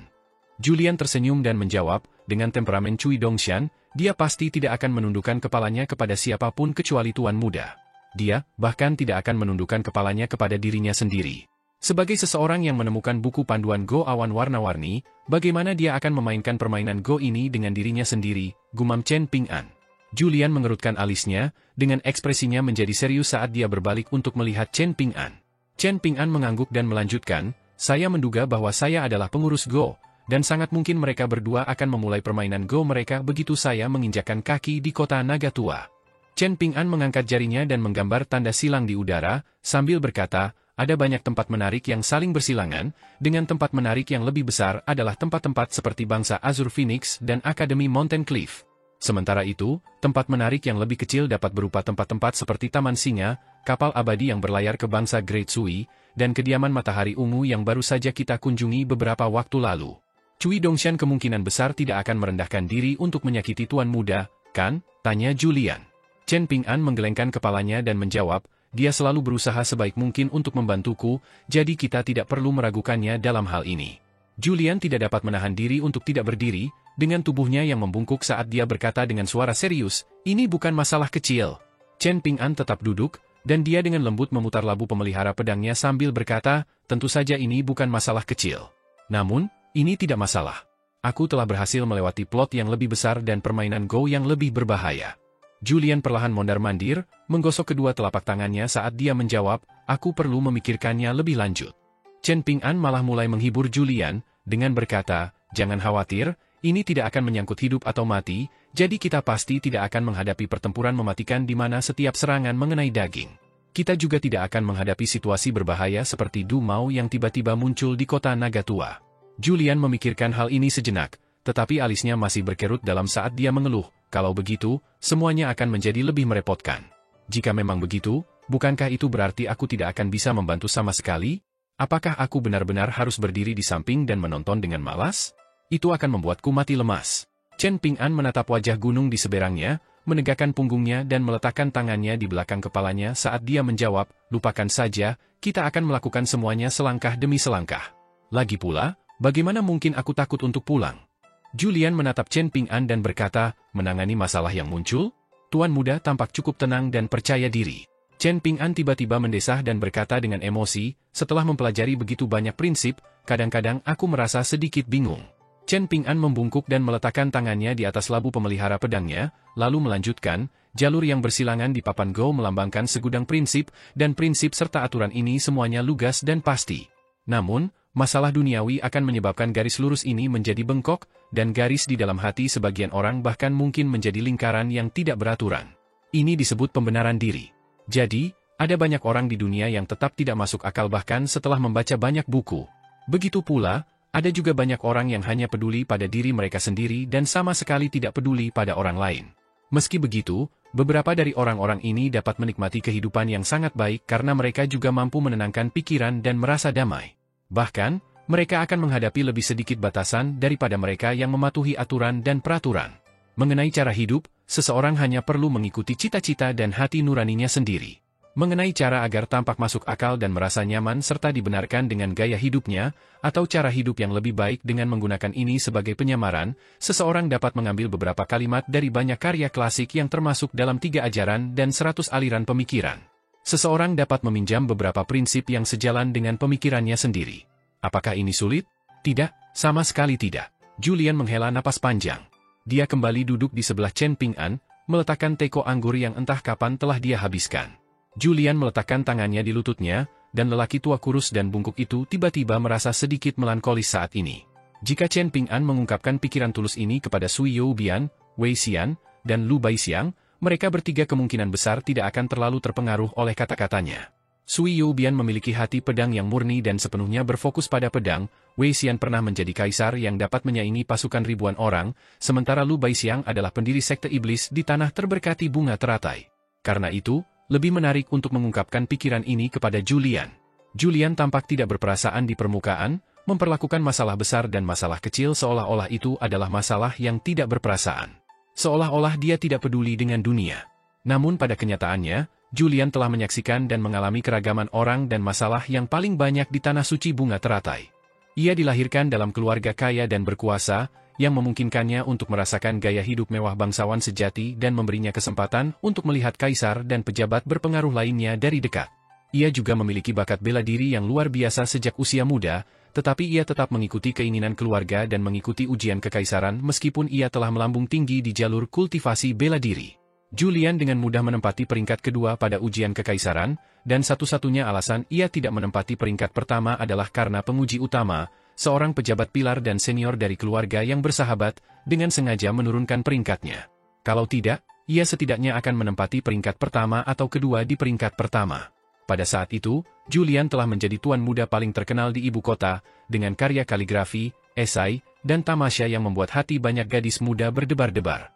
Namun, Julian hanya menjabat sebagai pejabat selama beberapa tahun sebelum menemukan alasan untuk mengundurkan diri dan berkeliling dunia untuk mencari ilmu. Kenyataannya, dia berpetualang keliling dunia dan menjelajah dunia kultivasi.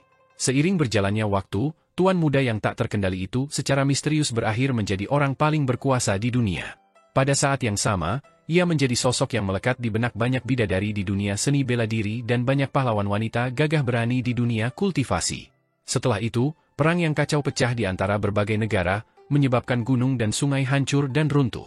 Julian meninggalkan dunia kultivasi dan kembali ke klannya, memasuki medan perang dan menjadi jenderal yang anggun dan berpengetahuan luas yang tampaknya muncul entah dari mana. Selama 6 tahun di medan perang, Julian mengandalkan strategi militernya alih-alih kecakapan seni bela diri untuk secara paksa membalikkan keadaan, secara tak terduga membela sebuah negara di ambang kehancuran selama bertahun-tahun. Namun, tren besar itu tidak dapat diubah lagi, dan Julian tidak dapat mencegah negara itu runtuh bahkan setelah membimbing seorang pangeran selama bertahun-tahun sambil secara pribadi mengelola urusan negara. Pada akhirnya, Julian membantu memukimkan kembali klannya sebelum kembali lagi ke dunia kultivasi. Julian tetap melajang dari awal hingga akhir. Menurut penjelasan Julian, dia masih riang dan romantis bahkan ketika dia berusia 40-an dan 50-an. Dia memiliki kedewasaan seperti anggur yang lembut, dan dia masih menjadi pasangan impian di benak banyak wanita muda yang cantik. Tepat ketika Julian mengira bahwa perjalanan berburu hantu ini mungkin tidak ada hubungannya lagi dengannya, pintu rumah besar itu tiba-tiba terbuka, dan satu orang berjalan keluar. Julian tidak dapat menahan diri untuk tidak bertanya, "Tuan muda, apakah dia kekasih hantu perempuan itu?"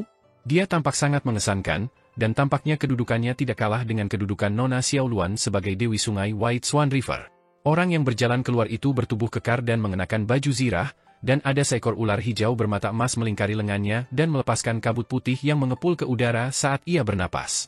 Ini tampak seperti asap dupa yang mengepul di kuil-kuil. Chen Ping-an mengenali orang ini, setelah pernah melihatnya muncul di Sungai Bunga Bordir bersama Xu Ruo. Sangat mungkin bahwa dia adalah dewa sungai-sungai bunga bordir atau sungai anggur murni. Ada banyak aspek menarik tentang Sungai Bunga Bordir, Sungai Anggur Murni, Gunung Mejagao, dan rumah besar ini, dan Weibo pernah mengungkapkan bahwa tempat-tempat ini semuanya diam-diam digunakan untuk menekan sisa kekayaan negara air ilahi yang hancur. Dengan demikian, para dewa sungai dari Sungai Bunga Bordir dan Sungai Anggur Murni menikmati status yang sedikit lebih tinggi daripada para dewa sungai lainnya yang memerintah atas yurisdiksi dengan ukuran dan kepentingan yang sama. Chen Ping-an menerobos gunung dan penghalang air tanpa izin dan dengan sengaja menerobos masuk ke kediaman klan Chu adalah kejahatan serius menurut hukum penyegelan gunung Kekaisaran Li Agung, Dewa Sungai dari Sungai Bunga Bordir memarahi dengan suara serius. Bahkan seorang abadi resmi akan kehilangan kewarganegaraan dan pengakuan mereka sebagai abadi resmi jika mereka melanggar hukum ini. Mereka juga akan dibuang ke ratusan hingga ribuan kilometer jauhnya. Di mana Nyonya Chu? Chen Ping'an bertanya dengan bingung. Dewa Sungai melambaikan tangan dan menjawab, dia sudah lama meninggalkan kediaman ini. Selain itu, rumah besar ini sudah memiliki pemilik baru. Melihat bahwa Anda memiliki tablet perdamaian dan keselamatan, masalah ini telah dicatat pada dokumen Kementerian Ritus. Saya mengizinkan Anda untuk bergegas dan pergi sekarang. Jangan biarkan ini terjadi lagi. Chen Ping'an menangkupkan tinjunya dan bertanya, beranikah saya bertanya, Dewa Sungai, di mana Nona Chu sekarang? Dewa Sungai Agung yang berjalan di dunia dengan tubuh dewanya sedikit mengernyit dan melirik pedang di punggung Chen Ping'an sebelum menjawab, saya hanya tahu bahwa Nona Chu pergi ke Akademi Lakeview. Beberapa sarjana meninggal di sana, jadi dia ingin pergi untuk mengambil mayatnya. Bagaimanapun, dia pasti tidak akan kembali ke sini dalam waktu dekat. Chen Ping'an menghela napas setelah mendengar ini. Ini kemungkinan besar akan berakhir sebagai perjalanan yang sia-sia, jadi dia mulai merasa sedikit sakit hati karena menyia-nyiakan 2 jimat kertas kuning. Dia meminta maaf kepada Dewa Air, katanya, saya minta maaf karena datang dengan gegabah, saya pasti akan lebih berhati-hati lain kali. Dewa Air terkekeh dingin dan bertanya, masih akan ada lain kali. Sebelum Chen Ping'an sempat berbicara, Dewa Air itu melirik sekilas ke arah lelaki tua bungkuk itu dan melanjutkan, apa? Kau merasa bisa seenaknya berbuat sesuka hati hanya karena kau seorang seniman bela diri tingkat jauh. Julian tiba-tiba mengusap wajahnya, menoleh ke Chen Ping'an dan berkata, Tuan muda, aku mohon padamu, tolong biarkan aku bertarung melawannya. Dia terlalu kuat untuk dipukul, dan dia minta dipukul. Aku pasti akan memberi Tuan muda koin tembaga saripati emas sebagai balasannya. Chen Ping'an memberi isyarat dengan matanya bahwa Julian tidak perlu bertarung dengan Dewa Sungai untuk memastikan situasinya. Hantu perempuan dalam gaun pengantin kemungkinan besar tidak ada di rumah besar itu. Chen Ping'an tersenyum pada Dewa Sungai dan berkata, kami akan pergi sekarang. Pada saat ini, asap hitam mengepul tiba-tiba muncul di belakang kediaman klan Chu, membuat keributan besar saat asap itu membumbung dengan kuat. Asap itu kemudian mendarat di tanah dan berubah menjadi seseorang yang mengenakan jubah hitam. Tuan Gu, bukankah Anda sedang memperbaiki akar gunung dan urat air? Dewa Sungai dari Sungai Bunga Bordir bertanya tanpa ekspresi. Chen Ping'an tidak pernah membayangkan bahwa tuan kediaman saat ini adalah Dewa Yin dari klan Gu yang pernah melindunginya dan teman-temannya dalam perjalanan panjang mereka. Tidak hanya itu, dia juga ayah Gu Ken. Dewa Yin mengangguk sebagai tanda terima kasih kepada Chen Ping'an, setelah itu dia tersenyum tipis pada Dewa Sungai dan menjelaskan, saya mendeteksi seorang kultivator menghancurkan penghalang saat itu, tetapi awalnya saya tidak memperhatikan situasi karena saya tahu bahwa Dewa Sungai yang terhormat secara kebetulan sedang memeriksa kemajuan di kediaman. Namun, setelah mengingat situasi kacau Kekaisaran Li Agung saat ini, aku jadi khawatir kalau itu adalah seorang kultivator dari negara Sui Agung yang mencoba merusak fondasi tanah ini dengan paksa. Tanpa diduga, itu sebenarnya wajah yang dikenal datang berkunjung. Dewa Sungai menyipitkan matanya dan berkata, Tuan Gu menemani Chen Ping'an ke negara Sui Agung saat itu, jadi memang bisa dikatakan bahwa dia adalah wajah yang dikenal. Mungkin Tuan Gu ingin mengundang Chen Ping'an ke dalam dan menyiapkan makanan mewah untuk menyambutnya. Dewa Yin dari klan Gu tertawa terbahak-bahak dan menjawab, karena aku adalah tuan baru kediaman ini, tentu saja aku tidak berani menunda masalah yang sebenarnya. Aku hanya akan berbicara beberapa patah kata dengan Chen Ping'an sebelum mengantarnya keluar dari yurisdiksi kediaman klan Gu. Memperbaiki akar gunung dan urat air adalah tugas sensitif yang tidak bisa dihentikan. Karena itu, saya harap Tuan Gu tidak akan menunda terlalu lama, atau kalau tidak, saya pasti akan memenuhi tugas saya dan mencatat kelalaian Anda dalam dokumen resmi, kata Dewa Sungai. Ia kemudian berbalik dan melangkah masuk ke dalam rumah besar. Dewa Yin dari klan Gu menangkupkan tinjunya dengan rasa terima kasih sebelum berjalan ke arah Chen Ping'an. Sebelum Chen Ping'an yang gembira dapat membuka mulutnya dan mengatakan apapun, Dewa Yin tertawa keras dan berkata, tidak ada yang dapat kulakukan tentang ini. Setelah menemanimu ke negara Sui besar saat itu, aku diberi posisi yang sulit oleh Kementerian Ritus.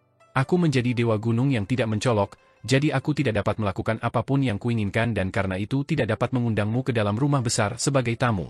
Chen Ping'an tersenyum dan menjawab, itu bukan masalah. Akan ada banyak kesempatan di masa depan, dan tempat ini juga tidak terlalu jauh dari prefektur mata air naga. Dewa Yin tiba-tiba membungkuk dalam-dalam, raut wajahnya tampak sedih saat berkata, dulu aku pergi tanpa pamit, dan aku tidak berani membicarakan masalah pribadi karena tugas resmi yang sedang kulakukan. Sekarang setelah aku menjadi Dewa Kekaisaran Li Agung, aku dapat memanfaatkan kesempatan ini untuk mengungkapkan rahasiaku meskipun aku tidak dapat meninggalkan tempat ini dengan bebas karena tanggung jawabku. Mengungkap rahasia ini juga akan membuatku merasa lebih tenang. Senyum muncul di wajah Dewa Yin setelah dia mengatakan ini, dan dia menyalurkan kemampuan mistis yang menyebabkan penampilannya yang awalnya samar menjadi semakin tajam dan jelas. Seperti siapa aku? Tanyanya. Chen Ping'an mengamati penampilannya sejenak sebelum berseru dengan heran. Tidak mungkin itu? Dewa Yin tertawa terbahak-bahak, sekali lagi menangkupkan tinjunya sambil berkata, Chen Ping'an, berkatmu Gu Ken berhasil mendapatkan kesempatan yang sangat besar. Ini adalah hutang budi yang besar, dan tidak berlebihan untuk mengatakan bahwa aku akan bersedia melakukan apa saja untuk membalas budimu. Chen Ping'an butuh waktu lama untuk menenangkan diri setelah mendengar wahyu yang mengejutkan itu, dan dia bergumam, tidak heran aku punya firasat bahwa kamu selalu mengawasiku secara diam-diam. Saat itu, kupikir kamu punya semacam motif tersembunyi. Paman Gu, kamu seharusnya memberitahuku sejak awal. Setelah itu, mereka mengobrol tentang beberapa hal sepele mengenai orang-orang dan kejadian di lorong vas tanah liat, dan tidak lama kemudian mereka tiba di dekat gunung dan penghalang air yang menyembunyikan rumah besar itu. Ada ekspresi sedih di wajah Dewa Yin saat dia berkata, aku tidak berani melanggar aturan. Seperti yang dikatakan Dewa Sungai, kediaman klan Chu dalam keadaan buruk, dengan akar gunung dan urat air rusak parah dan hampir tidak bisa menyatu. Karena itu, aku tidak bisa meninggalkan kediaman terlalu lama, jadi aku tidak akan bisa mengantarmu lebih jauh dari ini. Mari kita ucapkan selamat tinggal di sini. Chen Ping'an tersenyum dan berkata, kali ini aku akan pulang melalui kota Naga Tua, tetapi karena danau gulungan bambu terletak di wilayah tengah benua botol harta karun timur tempat perang berkecamuk, hampir tidak ada kapal abadi yang mau mengambil risiko dan berlayar ke sana. Meski begitu, aku berencana untuk melakukan perjalanan ke danau gulungan bambu segera untuk menengok Gu Ken. Paman Gu, apakah kau tahu bagaimana keadaan Gu Ken saat ini? Apakah penguasa sejati pemutus sungai memperlakukannya dengan baik? Dewa Yin tertawa terbahak-bahak dan menjawab, Gu Ken dan ibunya baik-baik saja. Si kecil Ken telah menjadi murid langsung penguasa sejati pemutus sungai, dan tidak ada satu hal pun yang perlu dikhawatirkannya. Kalau tidak, bagaimana mungkin aku merasa cukup tenang untuk tinggal di sini? Chen Ping'an mengangguk mengerti, menangkupkan tinjunya dan berkata, semoga Paman Gu cepat naik ke tingkatan dewa. Satu hal lagi, Chen Ping'an, kata Dewa Yin dengan suara pelan. Apa kau sudah mendengar tentang apa yang terjadi di kampung halaman kita? Banyak kekuatan abadi yang membeli gunung saat itu mulai menjualnya dengan harga yang sangat rendah, jadi sebaiknya kau bergegas dan kembali secepat mungkin. Jika kau beruntung, kau mungkin bisa membeli 1 atau 2 gunung dengan harga yang sangat bagus. Pastikan untuk tidak melewatkan kesempatan luar biasa seperti itu. Chen Ping'an tersenyum dan menjawab, aku sudah mengetahui hal ini, jadi aku menggunakan pedang terbang untuk menyampaikan pesan ke Gunung Cloud Drape, meminta Weibo untuk membantuku melihatnya. Dewa Yin melambaikan tangannya, menyebabkan sebuah pintu besar muncul di gunung dan penghalang air. Chen Ping'an melangkah masuk, berbalik dan menangkupkan tinjunya sebagai ucapan selamat tinggal saat melakukannya. Saat berjalan di sepanjang jalan setapak gunung, Chen Ping'an mendesah penuh emosi dan berkata, aku tidak pernah menyangka bahwa Paman Gu benar-benar menjadi Dewa Yin. Tidak hanya itu, dia bahkan menjadi penguasa kediaman klan Chu. Namun, aku bertanya-tanya kapan keluarganya yang beranggotakan 3 orang akhirnya dapat bersatu kembali. Julian tersenyum tipis dan berkata, meskipun kita tidak menemukan hantu perempuan di gaun pengantin, perjalanan ke rumah besar ini jelas tidak sia-sia. Sama seperti Gunung Mejago yang Tuan Muda sebutkan kepadaku sebelumnya, itu adalah tempat yang malang di mana Weibo direndahkan menjadi tidak lebih dari seorang penguasa gunung, salah satu dewa dengan peringkat terendah. Namun, pada saat yang sama, itu juga merupakan tempat ajaib di mana Weibo dengan cepat bangkit menjadi dewa resmi Gunung Utara Kekaisaran Li Agung. Ini adalah sifat dunia yang tidak dapat diprediksi. Chen Ping'an menarik napas dalam-dalam dan berkata, ayo, saatnya menuju kota lilin merah. Mereka berdua mempercepat langkah mereka sedikit, menuju kota lilin merah tempat Pei Qian dan Shiro menunggu mereka. Chen Ping'an dan Julian terus mengobrol santai satu sama lain sampai mereka berada puluhan kilometer jauhnya dari gunung tempat rumah besar itu berada. Julian memperlambat langkahnya, dengan hati-hati memadatkan suaranya menjadi seutas benang menggunakan kekuatannya sebagai seniman bela diri saat dia tiba-tiba bertanya, apa yang harus kita lakukan selanjutnya, Tuan Muda? Ekspresi Chen Ping'an tetap tenang dan kalem saat dia juga memadatkan suaranya menjadi seutas benang dan menjawab, tidak perlu terburu-buru. Kita akan merencanakan langkah selanjutnya saat kita tiba di kota lilin merah. Jika tidak, Paman Gu pasti akan menghadapi bahaya besar. Di pintu masuk rumah besar klan Chu, Dewa Sungai dari Sungai Bunga Bordir memiliki ekspresi gelap saat dia melihat Dewa Yin yang perlahan kembali, dan dia memarahi dengan suara tegas, Gu Tao, aku sudah menyuruhmu untuk patuh tinggal di dekat urat air keberuntungan utama di rumah besar dan tidak bergerak selangkah pun. Namun, kamu benar-benar berani keluar tanpa izinku. Dewa air bertubuh kekar yang memiliki ular hijau melingkari lengannya menggoyangkan lengannya dan menyebabkan ular itu membuka matanya. Setelah ular itu merayap ke tanah, ia melingkarkan tubuhnya sekali lagi dan berubah menjadi ular raksasa yang setebal ember air. Kemudian perlahan-lahan ia merayap ke depan, menggunakan tubuhnya untuk membuat lingkaran besar yang berisi tuannya dan Gu Tao. Ia kemudian mengangkat kepalanya dan menatap dingin ke arah Dewa Yin. Dewa air mengangkat tangan dan membuat gerakan meraih, menyebabkan tombak panjang langsung muncul dalam genggamannya. Tombak itu halus dan berkilauan dengan cahaya keemasan seperti air, dan Dewa air itu mencibir, Guru Kekaisaran berkata bahwa aku dapat menghancurkan separuh jiwamu jika kau berani melakukan pelanggaran. Jika kau tidak mau menyerah dan menerima hukuman ini, maka kau dapat mencoba meminjam kekuatan kediaman klan Chu untuk melawan. Gu Tao tetap tidak bergerak, dengan raut wajah tak berdaya saat menjelaskan, aku meninggalkan rumah ini hanya karena ingin mengungkapkan rahasia itu kepada Chen Ping'an. Rahasia itu sudah terlalu lama melekat dalam diriku, dan aku merasa harus mengungkapkannya. Kau datang ke sini untuk misi resmi kali ini, dan kau juga sudah memperingatkanku tentang ini sebelumnya, jadi aku menerima hukumanku. Namun, kuharap kau bisa menjawab satu pertanyaan sebelum menghukumku. Mengapa aku bahkan tidak diizinkan menemui Chen Ping'an? Kuharap kau bisa memberiku penjelasan yang bagus untuk ini. Kalau tidak, aku akan merasa tidak puas bahkan jika aku menerima hukumanku. Dewa Sungai menatap tajam ke arah Dewa Yin. Dia tidak ragu-ragu apakah dia harus menghancurkan separuh jiwa Gu Tao atau tidak, dan dia malah merenungkan apakah dia harus langsung menghancurkan seluruh jiwa Gu Tao. Terserah padanya apakah dia membunuh atau membiarkan GH Tao hidup. Terlepas dari itu, tidak diragukan lagi bahwa Gu Tao pasti akan menderita rasa sakit dan hukuman yang berat. Namun, Dewa Sungai memang membutuhkan bantuan Gu Tao untuk memperbaiki peruntungan kediaman klan Chu saat ini. Bagaimanapun, wilayah ini termasuk dalam yurisdiksi Gunung Utara, dan sebagai dewa formal pertama dari 5 gunung Kekaisaran Li Agung, Wei Bo semakin menunjukkan kekuatan dan martabatnya sebagai dewa yang kuat seiring berjalannya waktu. Karena itu, Dewa Sungai dari Sungai Bunga Bordir perlu memberitahu dan meminta petunjuk dari Guru Kekaisaran mengenai kapan ia harus menghukum Gu Tao dan menghancurkan separuh jiwanya. Pada saat yang sama, ia juga perlu melaporkan masalah ini kepada Wei Bo sesuai dengan hukum Kekaisaran Li Agung. Ini adalah kasus mencari bantuan dari pejabat yang bertanggung jawab langsung lebih praktis daripada mencari bantuan dari pejabat tinggi.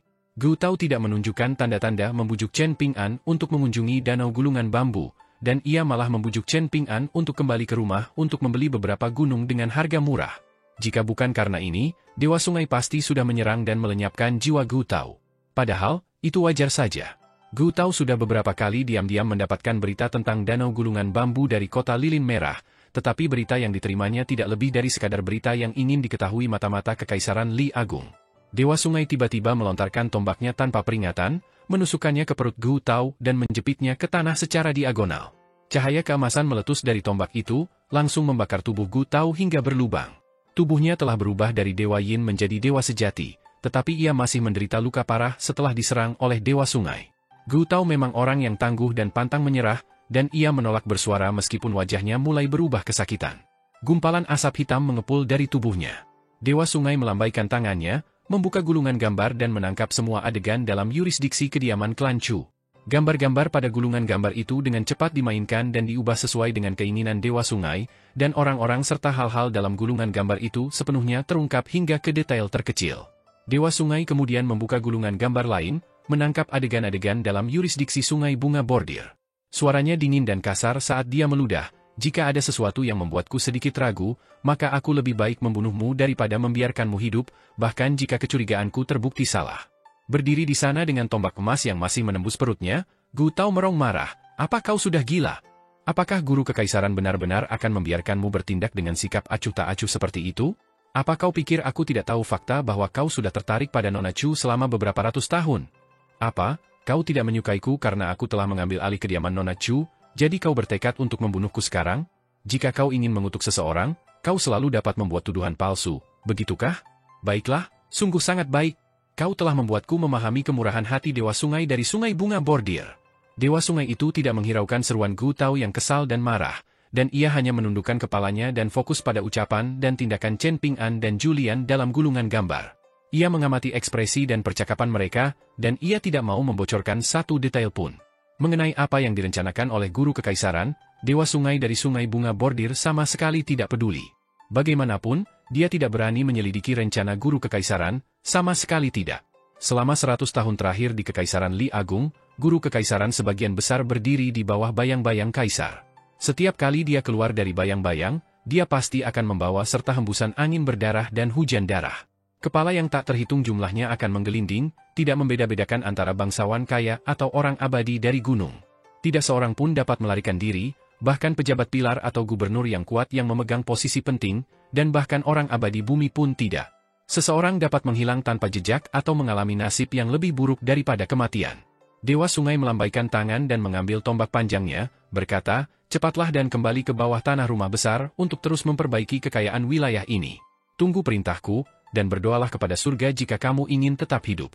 Gu Tao memegangi perutnya. Dengan kerusakan pada tubuh dewa dan basis kultivasinya membuatnya kesakitan luar biasa. "Kau seharusnya tahu identitas dan latar belakangku, jadi ketahuilah bahwa ini bukan akhir dari masalah ini," dia berteriak. "Perlindungan terkuat di Kekaisaran Li Agung adalah hukum yang didirikan oleh guru kekaisaran," jawab Dewa Sungai dengan ekspresi apatis. Chen Ping'an dan teman-temannya berjalan di sepanjang sungai bunga bordir yang mengalir lembut dan tiba di kota lilin merah yang ramai. Di sebuah toko buku di kota ini, Chen Ping'an pernah membeli sebuah buku, Tebing Air Terputus, untuk Li Huai. Pei Qian dan Shiro menginap di penginapan tempat Chen Ping'an pernah menginap beberapa tahun yang lalu. Setelah memasuki ruangan, Pei Qian baru saja akan memberitahu tuannya tentang semua hal yang menyenangkan dan menghibur di kota lilin merah. Namun, dia langsung menghentikan dirinya sendiri setelah melihat ekspresi Chen Ping'an. Julian menutup pintu dan berdiri di dekat jendela. Chen Ping'an tetap serius dan diam. Ketika akhirnya berbicara, dia langsung berkata, "Aku telah mengubah rencanaku dan tidak akan kembali ke prefektur mata air naga terlebih dahulu. Julian, kamu jaga Pei Qian dan Shiro dan pergilah ke Gunung Tertindas. Ada stasiun feri abadi di negara Pengadilan Kuning, jadi aku akan pergi ke sana untuk menguji keberuntunganku. Mungkin akan ada kapal abadi ke Danau Gulungan Bambu. Jika tidak ada, dan jika aku tidak punya pilihan lain, maka aku akan pergi ke Danau Gulungan Bambu dengan berjalan kaki. Bagaimanapun, akan sangat sulit bagiku untuk pergi begitu aku kembali ke prefektur mata air naga." Julian berpikir sejenak sebelum berkata perlahan, "Aku tahu teknik penyamaran yang bagus, jadi mengapa aku tidak menyamar sebagai tuan muda sementara tuan muda menyamar sebagai orang lain yang tidak dikenal? Kita kemudian dapat menemukan kesempatan yang tepat bagi tuan muda untuk meninggalkan kota lilin merah terlebih dahulu, dan kita semua akan tinggal di sini selama beberapa hari lagi. Ini akan memberi kita peluang yang sedikit lebih baik untuk berhasil. Kita mungkin tidak dapat menipu lawan kita, tetapi mencobanya tidak ada salahnya." Shiro sangat bingung. Pei Qian merasa semakin bingung. "Tuan muda, Anda sendiri selalu mengatakan ini, seseorang tidak boleh terburu-buru, dan seseorang harus selalu melakukan sesuatu selangkah demi selangkah," Julian menambahkan dengan tenang. Chen Ping'an tersenyum dan menjawab, "Tenang saja, aku tahu apa yang kulakukan." Julian mengangguk dan berkata, "Tuan muda adalah orang yang berhati-hati dan cerdik. Kalau tidak, Cui Dongshan mungkin akan kalah dalam permainan Go ini begitu tuan muda tiba di prefektur mata air naga." Dengan Dewa Sungai dari Sungai Bunga Bordir yang muncul terlebih dahulu dan kemudian Paman Gu bergegas datang, Chen Ping'an menyadari sedikit aura yang familiar. Karena itu, Chen Ping'an memilih untuk tetap diam saat itu, menunggu Paman Gu berbicara terlebih dahulu. Dia tidak menyapa Gu Tao dan langsung memanggilnya Paman Gu. Benar saja. Paman Gu telah menyampaikan pesan halus dalam kata-katanya, mengungkapkan identitasnya sebagai ayah Gu Ken untuk pertama kalinya. Dengan demikian, Chen Ping'an telah bekerja sama dengan Paman Gu dan melakukan pertunjukan untuk Dewa Sungai. Memberi Chen Ping'an pengingat yang ramah untuk bergegas dan kembali ke prefektur mata air naga untuk membeli beberapa gunung, mengatakan bahwa Gu Ken dan ibunya baik-baik saja di Danau Gulungan Bambu, Chen Ping'an dapat menganggap kebalikan dari pernyataan ini sebagai kebenaran. Terlebih lagi, ada rasa saling pengertian diam-diam antara Chen Ping'an dan Gu Tao, dan mereka berdua memastikan untuk tidak berbicara sepatah kata pun atau melakukan kontak mata tambahan. Mereka tahu bahwa Dewa Sungai itu pasti sedang mengawasi mereka secara diam-diam. Setelah itu, Julian membantu Chen Ping'an menjelaskan rencananya dengan lebih terperinci. Misalnya, mereka akan menaiki perahu kecil dan menikmati anggur bunga unik yang disajikan oleh pramugari perahu malam ini. Ada banyak orang dan banyak pasang mata di tempat-tempat itu, menjadikannya lokasi yang optimal untuk dimata-matai. Chen Ping'an menanggalkan jubah daunnya, anggur manis emas, yang pastinya harus dikenakannya ke Danau Gulungan Bambu setelahnya, dan ia berganti ke jubah biru agar memudahkan Julian untuk menyamar sebagai dirinya dan menuju ke Gunung Tertindas nanti. Kalau tidak, akan tampak terlalu tidak normal jika Julian tiba-tiba pergi ke Gunung Tertindas tanpa anggur manis emas. Begitulah, Chen Ping'an dan Julian terus meneliti dan menyempurnakan rencana mereka. Pei Qian duduk di samping mereka dengan patuh, tidak mengganggu mereka atau membuat lelucon yang tidak pantas. Shiro berdiri berjaga di dekat jendela. Dia tidak mengira bahwa Julian memanfaatkan situasi untuk keuntungannya sendiri dengan menyarankan agar dia dan Chen Ping'an minum anggur bunga. Pada malam hari, Chen Ping'an dan Julian meninggalkan penginapan, menikmati anggur bunga bersama pramugari perahu. Chen Ping'an duduk dengan anggun dan tegak sepanjang waktu, sementara Julian menerima situasi seperti ikan di air. Dia menikmati percakapan akrab dengan pramugari perahu muda itu, membuatnya merasa menyesal karena telah lahir terlambat. Keesokan harinya, Chen Ping'an berjalan-jalan di sekitar kota lilin merah bersama Pei Qian, membeli berbagai macam barang. Mereka sudah hampir sampai di rumah, dan musim dingin juga akan segera tiba, jadi mereka tampaknya sedang membeli barang-barang untuk mempersiapkan tahun baru. Seorang pria paruh baya yang tampak biasa-biasa saja diam-diam meninggalkan kota lilin merah. Ia tidak menaiki kapal untuk menyusuri sungai bunga bordir, dan ia malah memilih jalan resmi yang ramai untuk meninggalkan kota dan menuju perbatasan. Saat mendekati jalur perbatasan, ia tidak menunjukkan paspor atau dokumen perjalanannya untuk memasuki negara pengadilan kuning melalui cara yang benar. Sebaliknya, ia seperti seorang kultivator pengembara yang bebas saat ia dengan mudah melintasi gunung-gunung yang menjulang tinggi dan puncak-puncak yang megah. Setelah itu, ia melakukan perjalanan siang dan malam dengan sedikit istirahat. Pria paruh baya yang lelah bepergian itu tiba di stasiun feri abadi di negara pengadilan kuning, namun ia tidak secara eksplisit bertanya kepada pengawas stasiun tentang kapal abadi ke danau gulungan bambu. Sebaliknya, ia memperoleh informasi ini melalui percakapan santai, dan ia mengetahui bahwa tidak ada kapal abadi yang melakukan perjalanan langsung ke tujuan yang ditujunya. Faktanya, rute ini telah dibatalkan sejak lama. Maka, pria paruh baya itu menaiki kapal abadi ke suatu tempat bernama Gunung Gusu. Dikatakan bahwa ia dapat menaiki kapal abadi lain dari Gunung Gusu ke negara bawahan Kekaisaran Vermilion bercahaya. Setelah itu, ia harus melakukan perjalanan ke danau gulungan bambu dengan berjalan kaki. Ia membayar sejumlah koin abadi dan memperoleh kamar satu orang di kapal abadi, hampir tidak pernah keluar selama seluruh perjalanan. Namun, pria paruh baya itu mendapat kabar buruk setelah ia tiba di Gunung Gusu, bahkan kapal abadi ke negara bawahan Kekaisaran Vermilion bercahaya kini telah dihentikan sementara. Dia berhenti di Gunung Gusu selama sehari dan berkeliling, akhirnya membayar sejumlah besar koin abadi, jauh lebih banyak dari jumlah biasanya, untuk menyewa kapal abadi pribadi yang tidak mau mematuhi aturan. Dia membayar setengah dari jumlah itu sebagai deposit, dan dia menaiki kapal abadi di bawah tatapan mata pemilik kapal yang menatapnya seolah-olah dia orang bodoh. Dia adalah satu-satunya penumpang di kapal abadi itu. Dia dikelilingi oleh mata-mata yang mengintai. Mungkin pria itu tidak berpengalaman dalam dunia kultivasi dan tidak menyadari bahayanya, atau mungkin dia kuat dan berani dan sengaja mengabaikan ancaman itu. Ketika pemilik kapal memberitahu pria itu bahwa mereka akan berlabuh untuk mengisi kembali beberapa kebutuhan, pria itu akhirnya keluar dari kamarnya. Dia telah berganti jubah putih, dan sekarang dia memiliki pedang di punggungnya, jepit rambut di rambutnya, dan labu anggur di pinggangnya. Pria itu langsung berjalan ke arah pemilik kapal si Observation Tier dan menepuk labu anggur merahnya yang tampak biasa saja, menyebabkan pedang terbang langsung melayang keluar. Koin abadi mudah diperoleh, tetapi Anda hanya punya satu kesempatan dalam hidup. Pemilik kapal, seorang kultivator tua, sudah lama terpikir untuk membunuh pria itu untuk mencuri harta karunnya. Dia juga berasal dari latar belakang yang sulit, jadi dia menyerah untuk mencoba menyembunyikan niatnya karena penumpangnya sudah mengetahuinya. Dia melirik labu anggur dan terkekeh, "Penumpang, mungkin Anda tidak tahu bagaimana orang-orang di bidang saya memandang sesuatu. Labu pemelihara pedang lebih berharga bagi saya daripada hidup saya ditambah seluruh kapal ini. Apakah menurut Anda?" Namun, pedang terbang itu langsung menghilang dalam sekejap sebelum kultivator tua itu selesai berbicara. Kultivator tua itu adalah seorang kultivator pengembara yang telah naik ke si Observation Tier, jadi dia cukup akrab dengan kultivator pedang, salah satu dari 4 ras yang paling sulit dihadapi di dunia kultivasi. Terlebih lagi, dia secara kebetulan memiliki kartu truf alat roh yang dapat menyaingi pedang terbang terikat. Namun, tepat ketika kultivator tua itu menggunakan alatnya yang terikat untuk menghalangi pedang terbang itu, pedang terbang lain melesat keluar dari labu pemelihara pedang dan menusuk dahinya. Pedang terbang itu tidak membunuhnya, tetapi jika dia berani melakukan gerakan apapun, ujung pedang itu dapat dengan mudah mendorong ke depan dan mengakhiri hidupnya. Kultivator tingkat pengamatan laut itu tercengang karena kultivator pedang ini benar-benar memiliki 2 pedang terbang yang terikat. Pada saat inilah sebuah tinju menghantam tubuhnya. Serangan kuat itu menyebabkan energi spiritual di titik akupunturnya menggelembung seperti air mendidih. Tinju lain datang. Kultivator tua itu dapat menyalurkan energi spiritualnya untuk menempa fisiknya, sehingga ketangguhan tubuhnya dapat menyaingi seniman bela diri tingkat 4.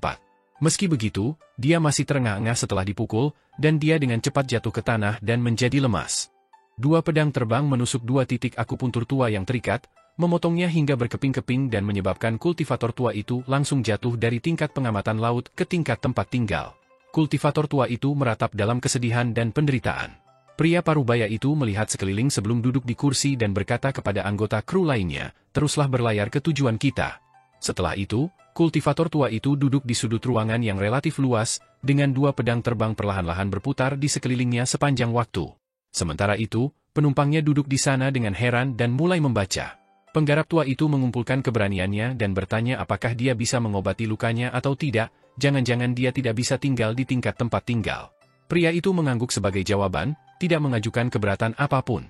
Pria itu terus membaca buku demi buku, sesekali tertidur dan sesekali berdiri untuk berjalan-jalan dengan santai dan perlahan-lahan melemparkan pukulan. Ketika kapal abadi itu tiba di negara bawahan terbesar Kekaisaran Vermilion bercahaya, pria itu membayar sisa setengah dari koin abadi sebelum turun. Dia bertanya kepada kultivator tua yang lesu itu tentang perkiraan arah danau gulungan bambu, lalu dia mencabut pedang dari punggungnya dan melemparkannya ke udara, beserta sarungnya. Dia akan menerbangkan pedangnya ke danau gulungan bambu.